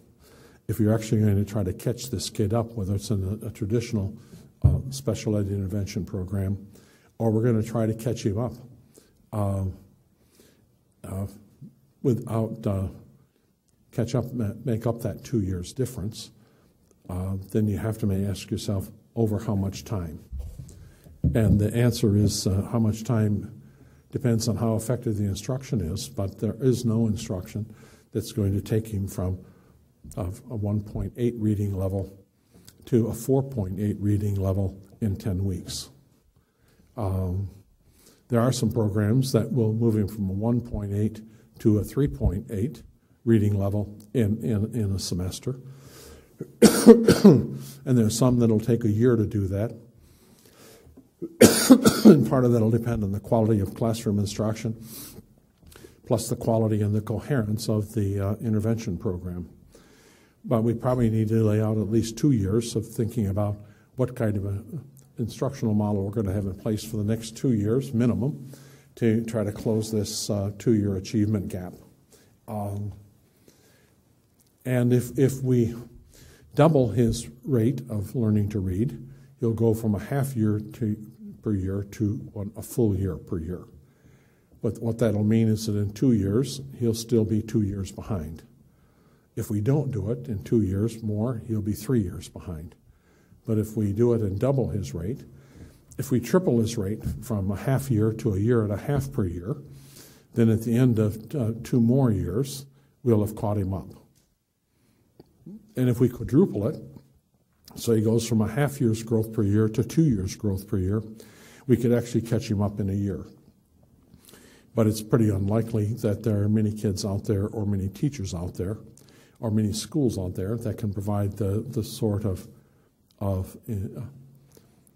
environment where he's going to go from a half year per year with whatever you're doing before to 2 years per year with what you're doing now. But if we aim for the 1.5 years, which is a reasonable goal, reasonable at least in the sense of the research that's out there, it's not reasonable in the sense of what Title I and special ed programs currently do. Because I said what Title I programs currently do is add 1 to 2 months additional growth per year. So if he was doing it 6 months per year, he'd now be growing at 7 or 8 months per year, which simply means he's falling further behind, just not as quickly as he was before. Special ed programs, on the other hand, don't improve. In fact, kids grow slower once they start getting special ed services than before they got special ed services. In other words, kids' growth rate for reading before they're identified for special ed is say a half year per year. And then after they get identified and get special ed services, it slows down to 4 months growth per year. Now, given the enormous investment the federal government is making these days in paying for special education services, and we're talking about trillions of dollars, you can perhaps understand why Congress implemented RTI, primarily because in that white paper we just quoted from, Lyon and his colleagues argued the research indicated that an effective RTI model in every school would reduce referrals to special ed by 75 to 85%. And we might get back down to 3 to 5% of the population having a disability as opposed to 13 to 15% having a disability. And at that $10,000, $12,000 a year per student cost to the federal government, it led the Republicans to propose a counter bill, which was to simply end all federal special education funding, end any requirements for IEPs, and just put pupils with disabilities as an adequate yearly progress group, and close schools that don't don't show as much growth with pupils with disabilities as they do with pupils without disabilities. And some of that came from a 1998 Supreme Court decision, which ruled that the state of North Carolina, that nobody there had any idea of what the law actually said, because the argument that the Supreme Court justice made was that special education law, as written, was intended to provide short-term, intensive, expert instruction that would accelerate development and result in the removal of the child from special education in a short period of time, no longer than 2 years. When they asked the North Carolina Department of Education about what percentage of kids have been declassified the previous year, it was 1.8%. As the justice noted, that's a long way from 50 to 60%, which should be your target every year. And the people in North Carolina and the people of the U.S. Department of Education went, what? But they'd done a pretty good job of documenting exactly what the original intention was and how the state of North Carolina and the school district in particular in this case that the North Carolina Department of Education was backing was wrong and required the district to pay the parents for all the money they'd spent enrolling their child in a private school and the private tutoring and summer schools and so on. By the time the case came to got to the U.S. Supreme Court, Shannon Carter, who was the young woman the parents went to see what they could get, help they could get her when she was in 6th grade, was now a 10th or 11th grader, but reading on grade level. She's now a college graduate, but she was a very articulate and attractive young woman. It had made a good front page news story in the Washington Post, which led Ted Kennedy to create to require in 1998 that all pupils with disabilities participate in all state and national testing without accommodations. I mention that in part because Tennessee is one of 9 states that has been battling the federal government to allow reading tests to be read aloud to pupils with disabilities, because that was what they put in place, back in the 1980s when state testing came. And if you look at the Tennessee scores on the national assessment, you'll notice that about 15% of the students didn't participate. Those on the last one would have been pupils with disabilities who the national assessment would not allow the test to be read to them. But it looks like they finally got in their way, and this past spring, for the first time ever, the TCAP, the state testing program, was administered without accommodations, without the read-aloud accommodation being the primary one to all pupils with disabilities. In 2004, pupils with disabilities were added as an adequate yearly progress group, and they've gone on to become the single group of kids identified by adequate yearly progress. The single group of kids most likely to result in school districts failing to make adequate yearly progress. And the argument that was made for that was simply the whole point to the federal government giving school districts an extra $10,000 for every pupil with a disability, is that school districts will use that money to identify and to provide effective, intensive, expert instruction. But we don't need any more studies demonstrating that few school districts do that. My question to you is just simply, is your intervention design, whether it's RTI, whether it's special education, Title I, ESL, or whatever, is it designed to produce the increase the rate of growth by a factor of 3, get triple the amount of growth this year? And if it is, can you explain which factors? Is it more time? Is it more intensive? Is it more expert? What makes your program likely to produce 3 months, 3 times as much growth as what you have been doing? Then my next question would be, because I'm that proverbial fly in the ointment, why aren't you doing this with all kids starting on the 2nd day of kindergarten? It's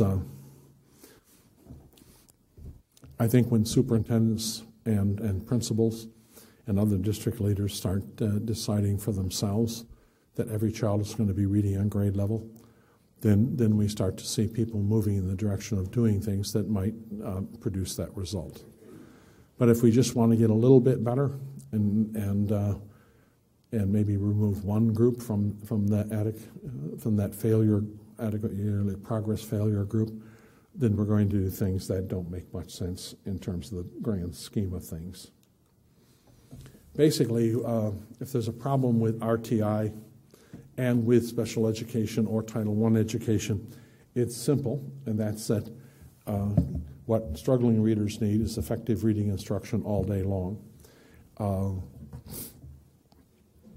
Not just an effective intervention program, but an effective 90 to 120-minute classroom program and an effective science program that the kid has science materials he can actually read and instruction is being provided at that level.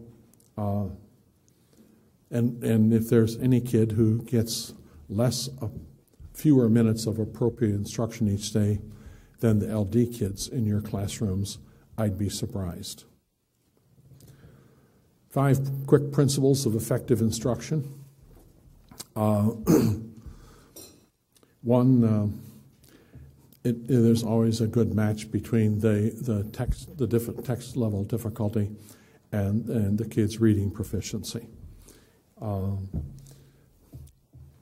2, you need to dramatically expand reading activity for every 90-minute reading period. I don't know why at least 60 minutes of that 90-minute period aren't spent reading. That still leaves you 15 minutes for decoding and 15 minutes for vocabulary or something else, both of which match what the National Reading Panel said the research demonstrated was a sufficient amount to produce the sort of growth that we need.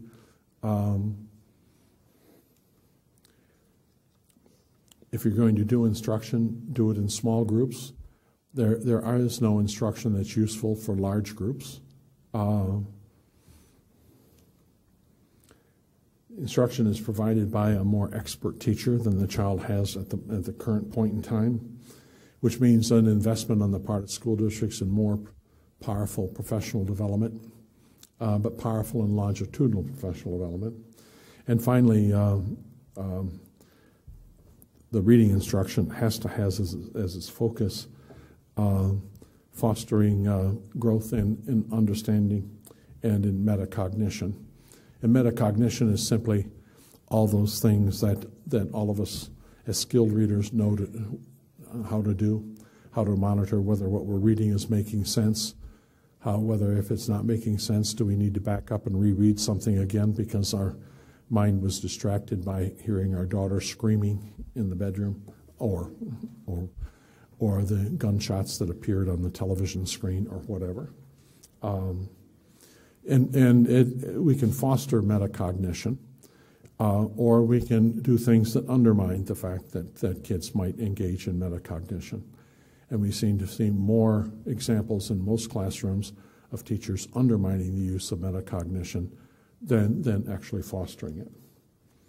These 5 principles are also outlined in my book, What Really Matters for Struggling Readers. And that's simply because the principles are central.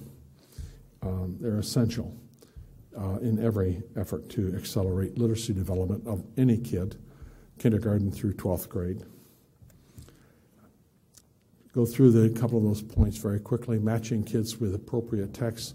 Appropriate texts are texts that can be read with 98, 99, or 100% accuracy. Texts that can be read in phrases, and texts that can be read with 90% comprehension.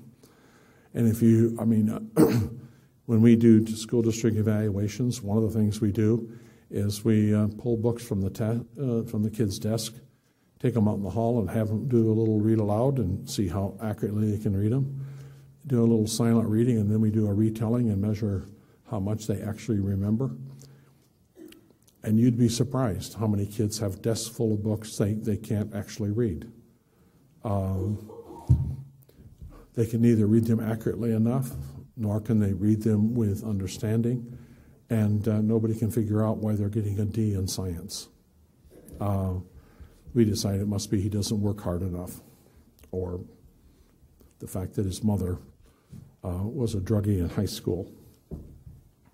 In terms of expanding the reading volume that kids do, this is primarily expanding the amount of silent reading that kids do. I have no idea why anybody has a child any time after the first semester of first grade, why any child above that is ever reading aloud. No idea whatsoever. I mean, back in the 1980s, Pete Mosenthal demonstrated with primary grade kids that oral and silent reading were very different processes, and that you can't make any assumption about the child's silent reading ability from listening to him read aloud. And likewise, you can't make any assumptions about his ability to read aloud from listening or having him read silently and then either questioning him or having him summarize what he's read. And we need to dramatically expand the amount of reading that kids do, particularly silent reading that kids do every day. And I said too much instructional time is wasted on worksheets, test prep, and what we call interrogation. Interrogation is when teachers ask low-level literal questions about the text that was just read that can be answered with a one-word answer from the text. And if you want to waste kids' time, damn good opportunity to waste kids' time.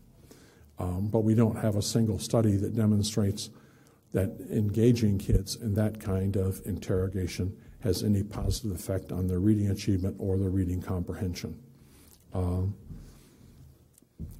Too little struggling reader instructional time is spent reading silently. I don't know why this is. why even at 9th or 10th grade we can walk into a bottom track science class and the teacher's having the kids read the textbook aloud badly.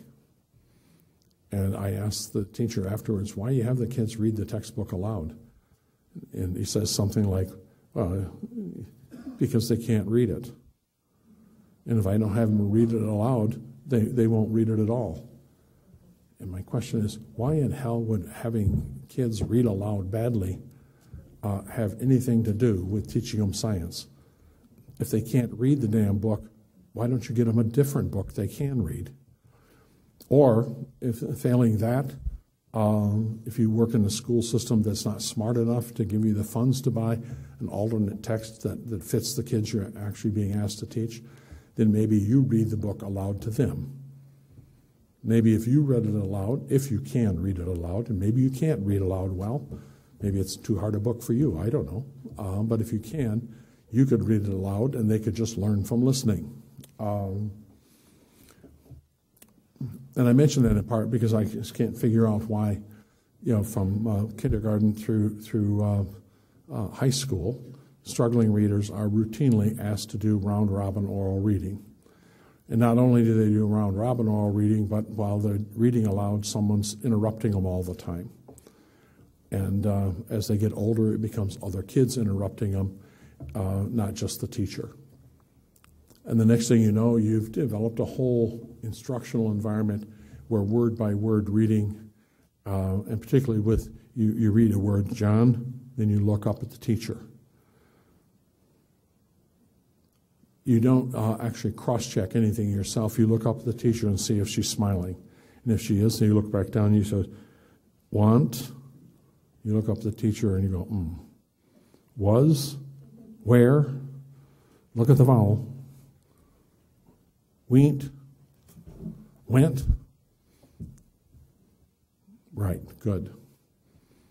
To the scone, scope, scamp. Finally, the teacher either pronounced the word or somebody else does. And we can't figure out why this kid isn't learning much, or why this kid doesn't read fluently. He doesn't read fluently because everything that's part of the instructional environment has trained him to read word by word and stop and check with his teacher after each one to see if he got it right. I had an article in last month's Ed Leadership on Instruction That Sticks about 2 things not to do. And one of them was stop interrupting kids. And if you can't stop your students from interrupting the other kids, make them shut their books when the other kid is reading. And at the end of a sentence or at the end of a page, you can do something that fosters metacognition, like by saying to the kid, did that sentence you just read make sense to you? Or would you like to try to read that sentence again? Or I want you to read that sentence again. And when they read it again, if they still make the same word mispronunciation, often they won't, but if they do, you can say, well, let's look at that word. Put your fingers around it. You said it was, you pronounced it as scone. What letters would you expect to see at the beginning of scone? And you say SC or SK. What do you see there? Okay, SC, all right. What would you expect to see at the end? An N. What do you see at the end here? I don't see an N. What would you expect to see in the middle? Say the word slowly. Scone. An O. Do you see an O? No. So what do you see? And you use that to build the, but you do it after the fact, after the kid has had a chance to self-correct but hasn't.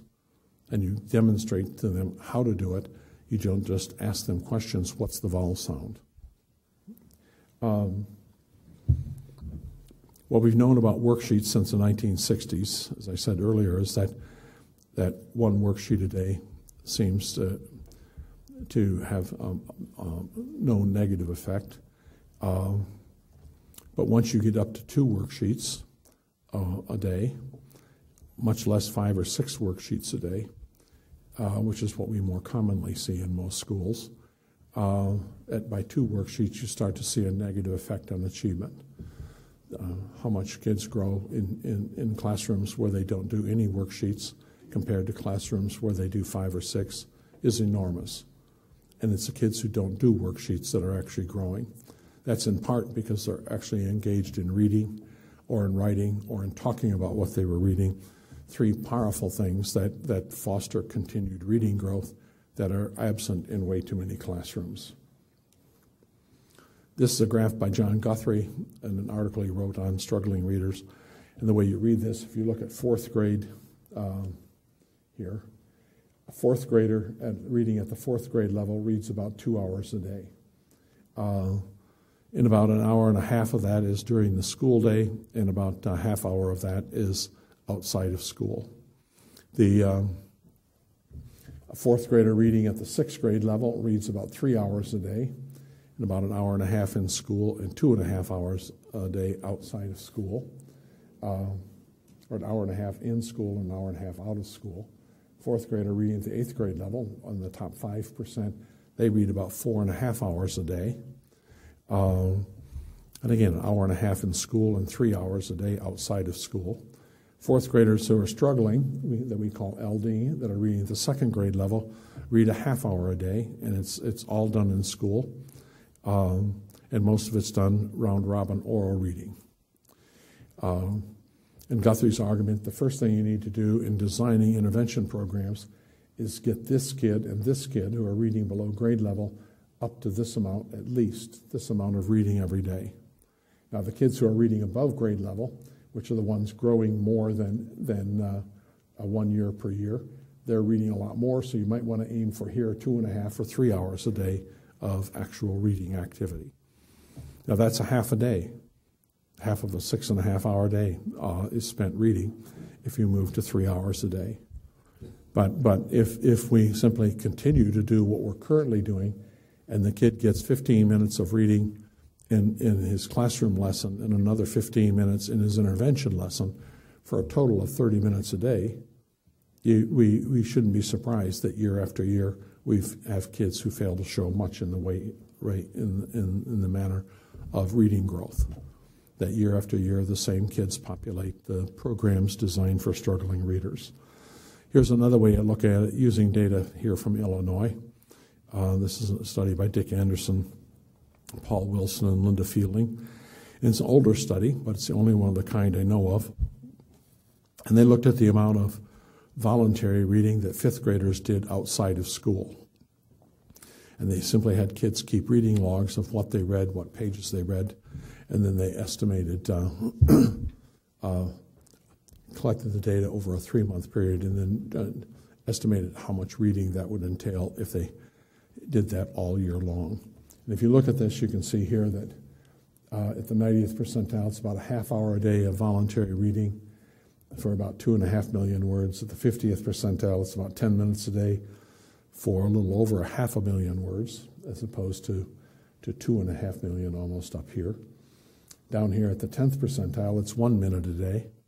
This is the LD category, and 50,000 words a year. And it doesn't take anyone with any substantial expertise to realize that kids who are reading 500,000 words a year or more compared to kids who are reading 50,000 words, these kids learn a lot more about reading, about writing, about content, and so on. And the kids who are up here at this level learn a lot more than the kids here at this level. So, no matter how you look at it, and the naysayers say, well, but good readers read more because they're good readers. It could be. It's the same way that track athletes tend to do more running than you and me. And it could be just because they're track athletes and they're good at it. But maybe the reason they're good at it is because they do more running. And data like these don't actually prove causation, that the greater amount of reading actually improves the reading achievement. But we have studies that do demonstrate that. So the question is, Does your school communicate to parents that kids need to be reading for 30 to 60 minutes a day, every day, including weekends, outside of school, and they should be doing voluntary reading? Does your school ensure that all kids have a book in their backpack every day when they leave school, a book they want to read and a book they can read? And does every classroom teacher bless 2 or 3 books every day? And blessing books is a lot like Hail Mary, here's a book, do you know what it's about? And it can be as simple as something, I just wanted to show you, we have three copies of the most recent Diary of a Wimpy Kid that just came out. And they're over in the classroom library. So, and I know lots of you kids love them, so you can check them out. Or you might take the Wimpy Kid and read a paragraph, particularly if it's a book that not many kids in your classroom have actually read, and you've added it to the collection and you'd like more kids to read it. Find a good part to read. Maybe it's only a page or 2, or maybe it's a chapter that makes them want to read the next chapter. But it doesn't take long to bless 2 or 3 books a day. But we find that it's somewhere between 5 and 10% of the teachers in the elementary school, and almost 0% of the middle school and high school teachers who ever bless a book. Reading volume is a goal. I don't know whether your district has a goal that says you can't graduate from this district as a senior unless you've read 40 books a year, or a book a week every week from kindergarten on. Or maybe it's a book every 2 weeks, 20 books a year. Or maybe you don't care if your kids read much, it's just 1 book a month, 10 books a year. But the problem is, I know of only 2 districts in the United States that have any sort of standard, and in both cases they have 10 book standards, or a book a month. And these are just voluntary reading books. And the kid has to demonstrate to the teacher that they've actually completed the book. And the district's made it easy for kids, but in sort of a simple-minded way with accelerated reader. And if they complete the book and the answer at least 80% of the questions that are being asked, then it counts as their book. As your district created standards for reading volume that all students must meet in order to graduate or to get promoted? And if not, is the problem the kids, or is the problem us? Is the problem that the parents don't do what we want them to do because they have no idea what we want them to do, and we don't provide them any support in helping them do what we'd like them to do? Or is it something else? Books in their hands. Does every teacher have a 1,000-book class, 1,000-title classroom library? Every grade level identified at least 100 books. That will be in every 4th grade classroom library, or every 2nd grade classroom library, or every 9th grade classroom library.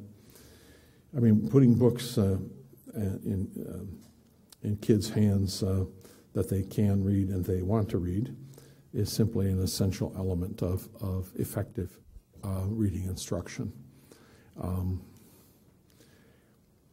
Run through these very quickly. Hatchet's a book that is often assigned in middle school, about 50,000 words. Typical middle school reading rate's about 200 words a minute. If at that rate, it takes 4 hours to read Hatchet. If you're a really slow middle school reader, then it'll take you 8 hours to read Hatchet.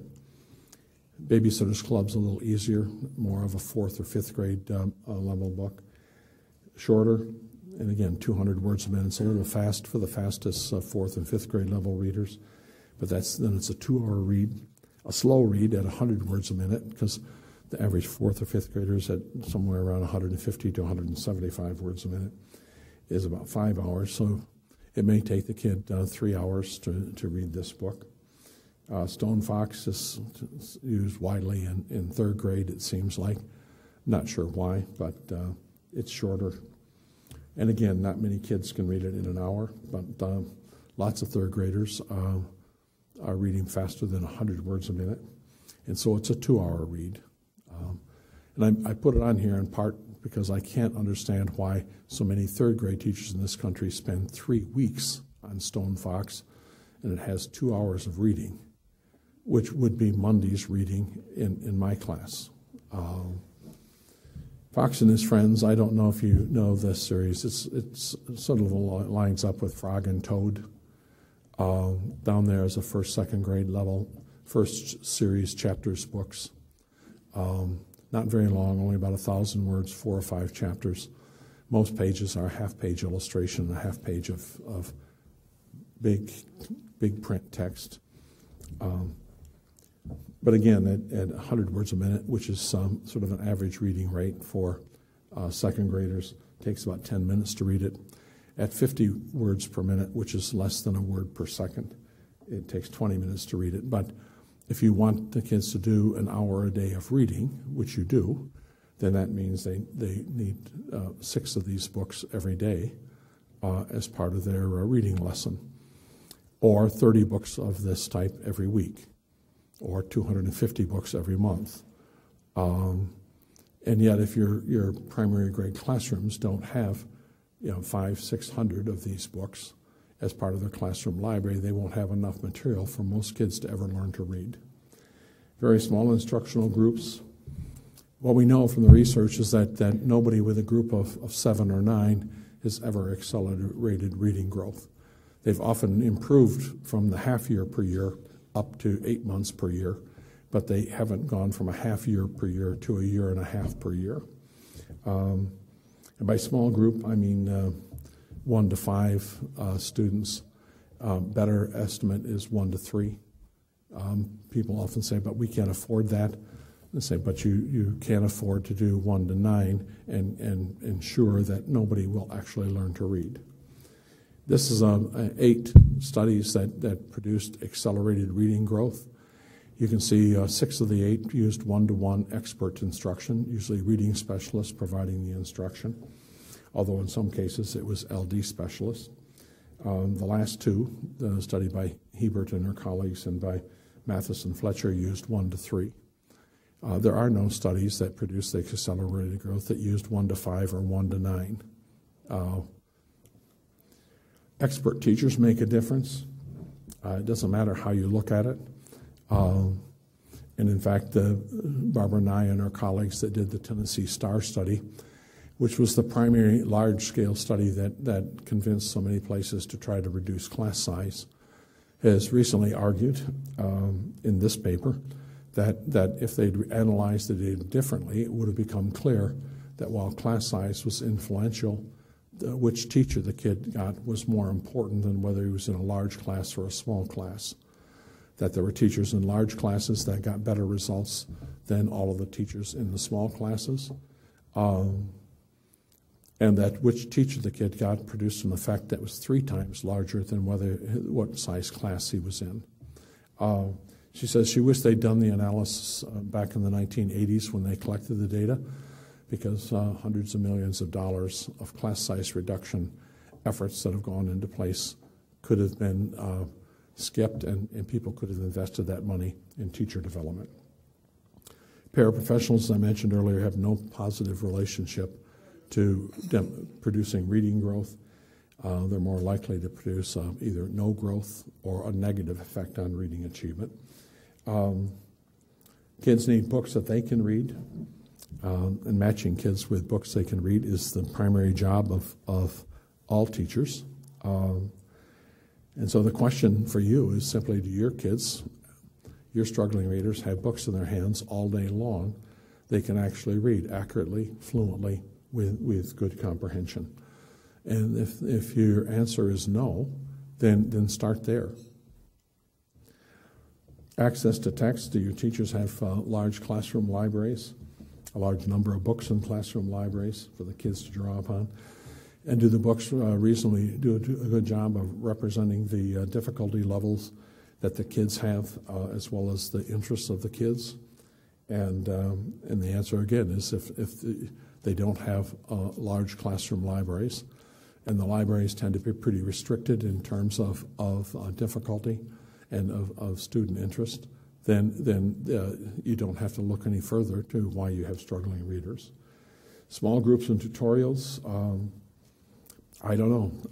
Most of the time I ask this question, the answer is no.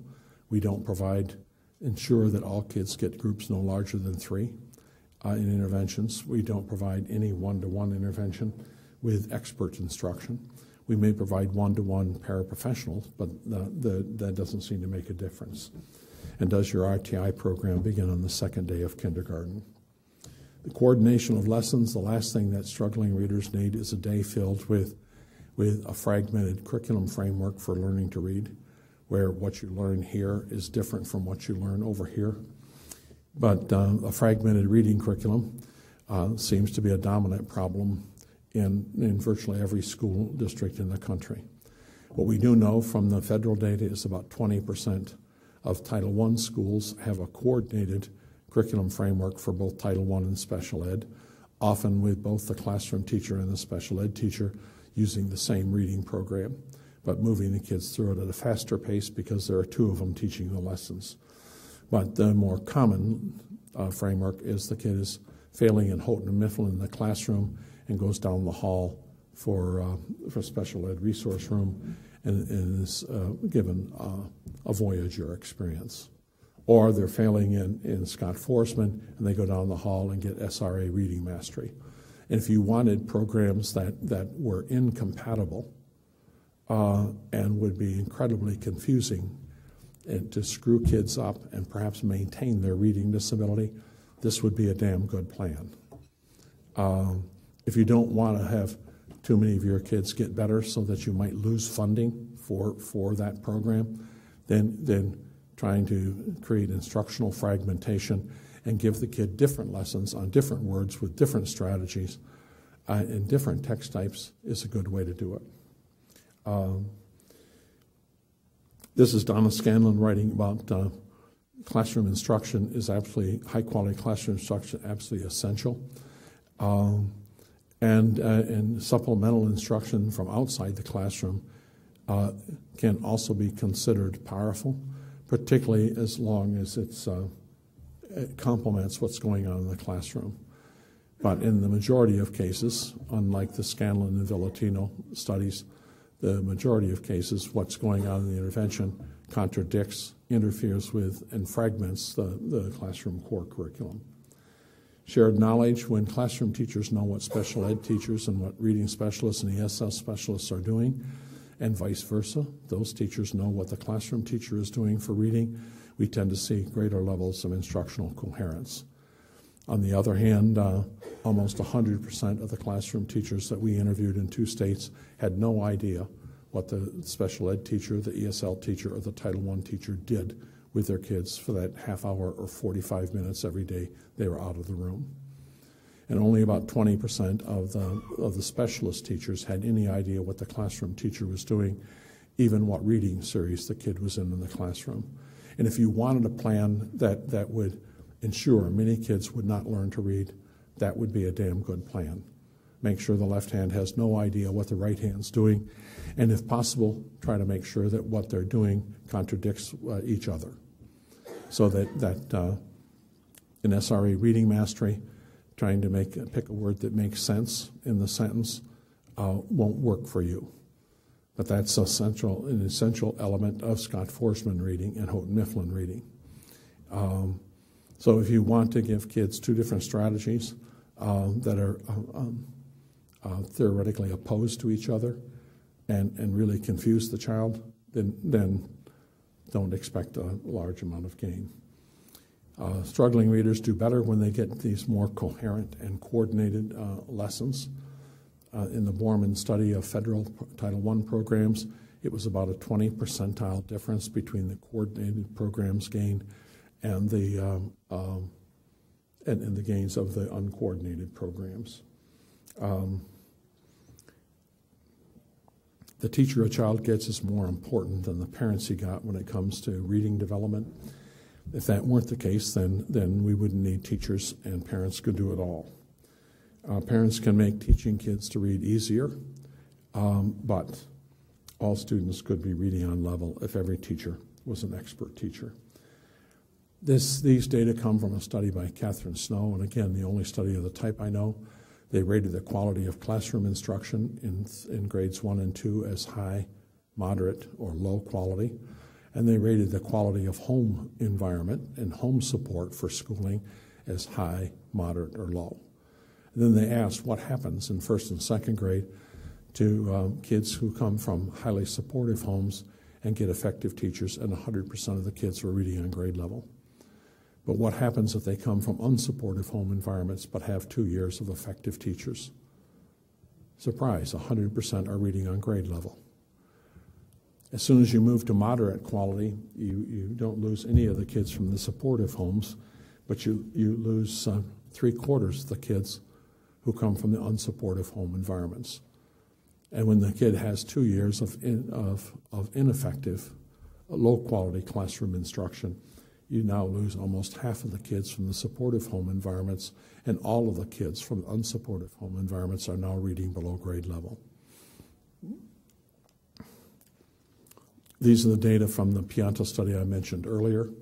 About 25% in the upper right are the teachers that can teach everybody to read. 25% in the lower left are the teachers that can't teach anybody to read. And in the middle are the other 50% in the upper left-hand side. They love children, they're very good to children, they just can't teach children very well. And children who need to be taught will fail to learn to read in those classrooms. There are no teachers in this category, that is, teachers who are high in emotional support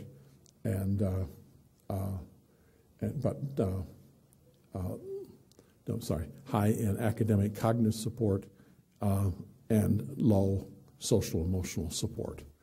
In other words, there are no people who are really good at teaching but hate kids. But there are a lot of people who love kids that aren't very good at teaching. The Organization for Classroom Reading Instruction, most of the time teachers should be doing what we call side-by-side teaching, and that's moving around the room and providing explicit instructional episodes to 1 or 2 kids at a time for 30 to 60 seconds, and then moving on to the next kid. And if your teachers don't know how to do that, it may be that they don't know their kids well enough as readers to know what they're likely to be having problems with. And so you may need to do professional development and engage them with their kids more often. Some time spent in small group instruction. This tends to be fairly ad hoc. It isn't the same kids that are in the same groups every day, but the teacher notices as she's moving around the room there are these 3 or 4 kids all seem to be having problems on the same thing. Let's pull them all together and give them a quick lesson. But what we're talking about here is in a 90-minute period, 60 to 70 minutes of side-by-side with kids doing lots of reading and writing and some literate conversation with each other.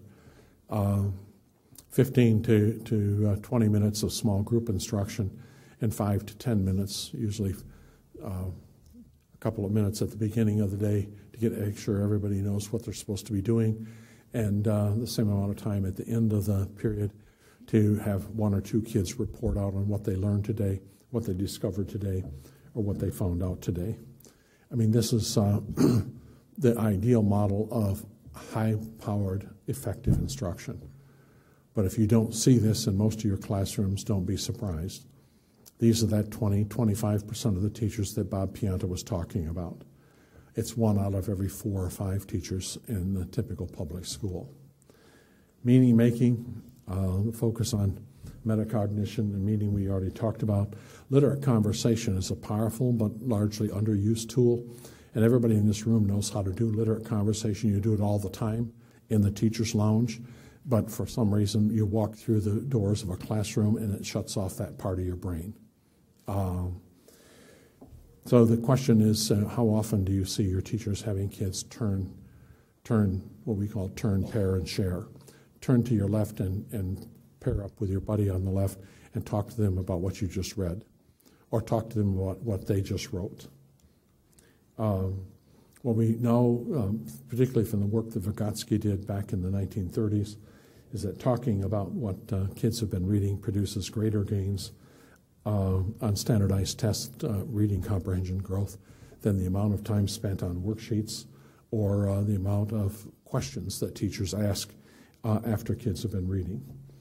In fact, what Appleby has recently pointed out is that 10 minutes of literate conversation in middle school science and social studies classroom produce greater comprehension gains on standardized tests than 30 minutes a day of comprehension strategy instruction.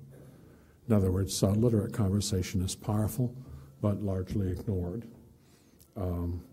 And instead of these powerful activities, what we see are kids completing low-level worksheets. Core reading programs don't reflect the research findings, as I mentioned before. There's simply too little scaffolding for the kids, too little guided practice, and too little opportunities for independent application. That's in part because virtually every core program tries to teach a skill a week, and most researchers try to teach a skill a year, not a week. You can't buy anything that's going to help you. The What Works Clearinghouse, if you aren't familiar with it, you should go visit it. It's reviewed all of the research on 153 different reading programs and noted that no research supports the use of any of the core reading programs, and most of the research, at least as teaching kids to read, doesn't support the reading of most of the supplementary reading programs. There are supplementary programs that are demonstrated they can get kids to do phonemic segmentation better or to do read nonsense syllables better, but we don't have studies on most of the core, the supplemental reading programs like Voyager, like Wilson, like SRA, corrective reading, and so on, that demonstrates they can actually read better. This is a quote from Education Week just pointing out they couldn't find a single study that supported the use of a core reading program for any reason. This is an early chart. There's a more detailed one now, but I can't fit the new one on one slide, so I can go with the original one. But what the chart shows are the 25 of the 153 programs, only 25 had any reliable research at all. Most of them, as you can see, had research that demonstrated something under what they called alphabetics. That's phonics or phonemic segmentation, but almost none had research on improving reading achievement. One program, only one, had positive effects on reading achievement, this dark yellow. That was reading recovery. The rest of the programs that are listed here, there was either only one study or there were two studies, but the overall sample size was too small. And so they put them down as potential evidence. But you can see which studies they've reviewed and why they point out that direct instruction, SRA reading mastery, has not a single study supporting its use. Or you can believe the SRA folks, the Macmillan SRA folks, that tell you that SRA reading mastery is the best research, most powerful program around. You can decide whether it's McGraw-Hill SRA that's lying or the federal website that's lying. One reading program that was reading recovery is the only one that they found strong evidence that it improved reading achievement, and only one of 153 programs that you could buy had strong evidence. The problem with reading recovery is it's very different than the other programs. It's really a year-long professional development program on how to intervene with first graders, plus a lifetime of continued monitoring and professional development to continue to improve your teaching ability. It's similar in many respects to the Scanlon and Villatino professional development study or the McGill-Franzen professional development studies, both of which focused on kindergarten and first grade and how providing 30 to 60 hours of high-quality professional development to kindergarten and first grade teachers, plus some in-class coaching for those who needed it, produced teachers who suddenly were as effective as reading specialists working one-to-one at solving kids' reading problems. In other words, another way to look at these data is that the problem of struggling readers is mainly schools. And that schools have lots of kindergarten and first grade teachers who don't know enough about how first grade teaching should look to actually offer the kind of instruction that some kids need. Now, it may also be that most kindergarten and first grade teachers think those kids who don't speak English very well, those kids who seem to be a little hyper, those kids who stink a little bit when they come to school, that those aren't my problem. That's the problem for the Title I teacher, for the special ed teacher, for the ESL teacher. I don't know how to teach those kids. One of my former students, Tabitha Charlotte, recently published a paper on beginning teachers in the state of Florida, pointing out that 2/3 indicated they felt no professional responsibility for providing reading instruction to any of those three groups of kids. Because as they said, those aren't the kind of kids I was trained to teach. And so if we really have, if our finding could be generalized to teachers across the country, then maybe we've got the reason we got so many problems with reading, and that's simply because way too many classroom teachers think somebody else will take care of the problems for them. As Bill Gates points out, research shows that there's only half as much variation between the best school in Illinois and the worst school in Illinois, and the difference, half as much variation there as there is between the best teacher in your building and the worst teacher in your building. In other words, this is an article where he's writing for parents, stop looking for good schools. There aren't any, he says. Instead, every school has some good teachers, and every school has some terrible teachers. Work harder to find the good teachers in the buildings that are the schools that are closest to your child's home. Closing, I think that we've spent way too much time focusing on what program is the best program and largely ignored the issue of professional development. And I say we, meaning researchers and teacher educators, as well as school leaders.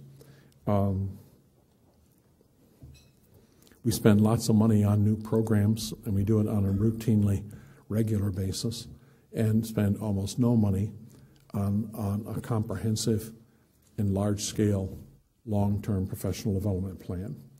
It's up to you to decide. We can provide intensive and expert reading instruction all day long, or we continue to do what we've been doing for the last 40, 50 years, which is condemning some students to a lifetime of illiteracy, unemployment, and ultimately the possible incarceration. I wish we had more time. I talk about summer's reading setback, but we're done. I'll just point out that 80% of that achievement gap between rich kids and poor kids, black kids and white kids, occurs during the summer when school is not in session. We have 3 large-scale studies in New York City, Atlanta, and Baltimore County, Maryland, all demonstrating that free lunch kids learn as much between September and June as middle-class kids. But every summer, those poor kids, those free lunch kids, lose 2 to 3 months of reading development. And the middle-class kids gain a month, creating about a 4-month gap every year, 3 to 4 month gap, which means every 2.5 to 3 years, poor kids fall a year further behind middle-class kids, even when the instruction they receive during the school year is identical. And the key factor here seems to be, do poor kids read during the summer? Most of them don't, because they don't own any books, and they live in neighborhoods where you can't even buy a book, much less borrow a book. Our solution was to give kids 15 books every summer for 3 years when they were in first, second, third, or second, third, and fourth grade. And we had a book fair at 17 high-poverty elementary schools. Let the kids pick the book, and on the last day of school, we gave them the books that they'd selected. We didn't require that the kids call in and tell us that they'd read the books or that they do any questionnaires or anything else. We did interview them in the fall when they came back to school and asked them which of the books they read they liked the best. But the overall cost was about $50 a kid to buy them the 15 books. And the growth the kids exhibited, the 1,000 kids who got free books compared to the 800 kids who were in the control group that didn't get free books, just randomly assigned from all 17 schools. The kids who got the free books were reading almost a full year better at the end of the 3-year period than before. So I think that we've got good evidence the kids are waiting. that we have to begin to believe that and work harder towards assuring that every child is reading on grade level by the end of first grade. And once we do that, we need to provide poor kids especially with books that they want to read and they can read for in the evenings, in the weekends, and especially during the summer. We need to improve the expertise for teaching reading of classroom teachers. It's doable, it's necessary, and the kids are out there waiting. Thank you.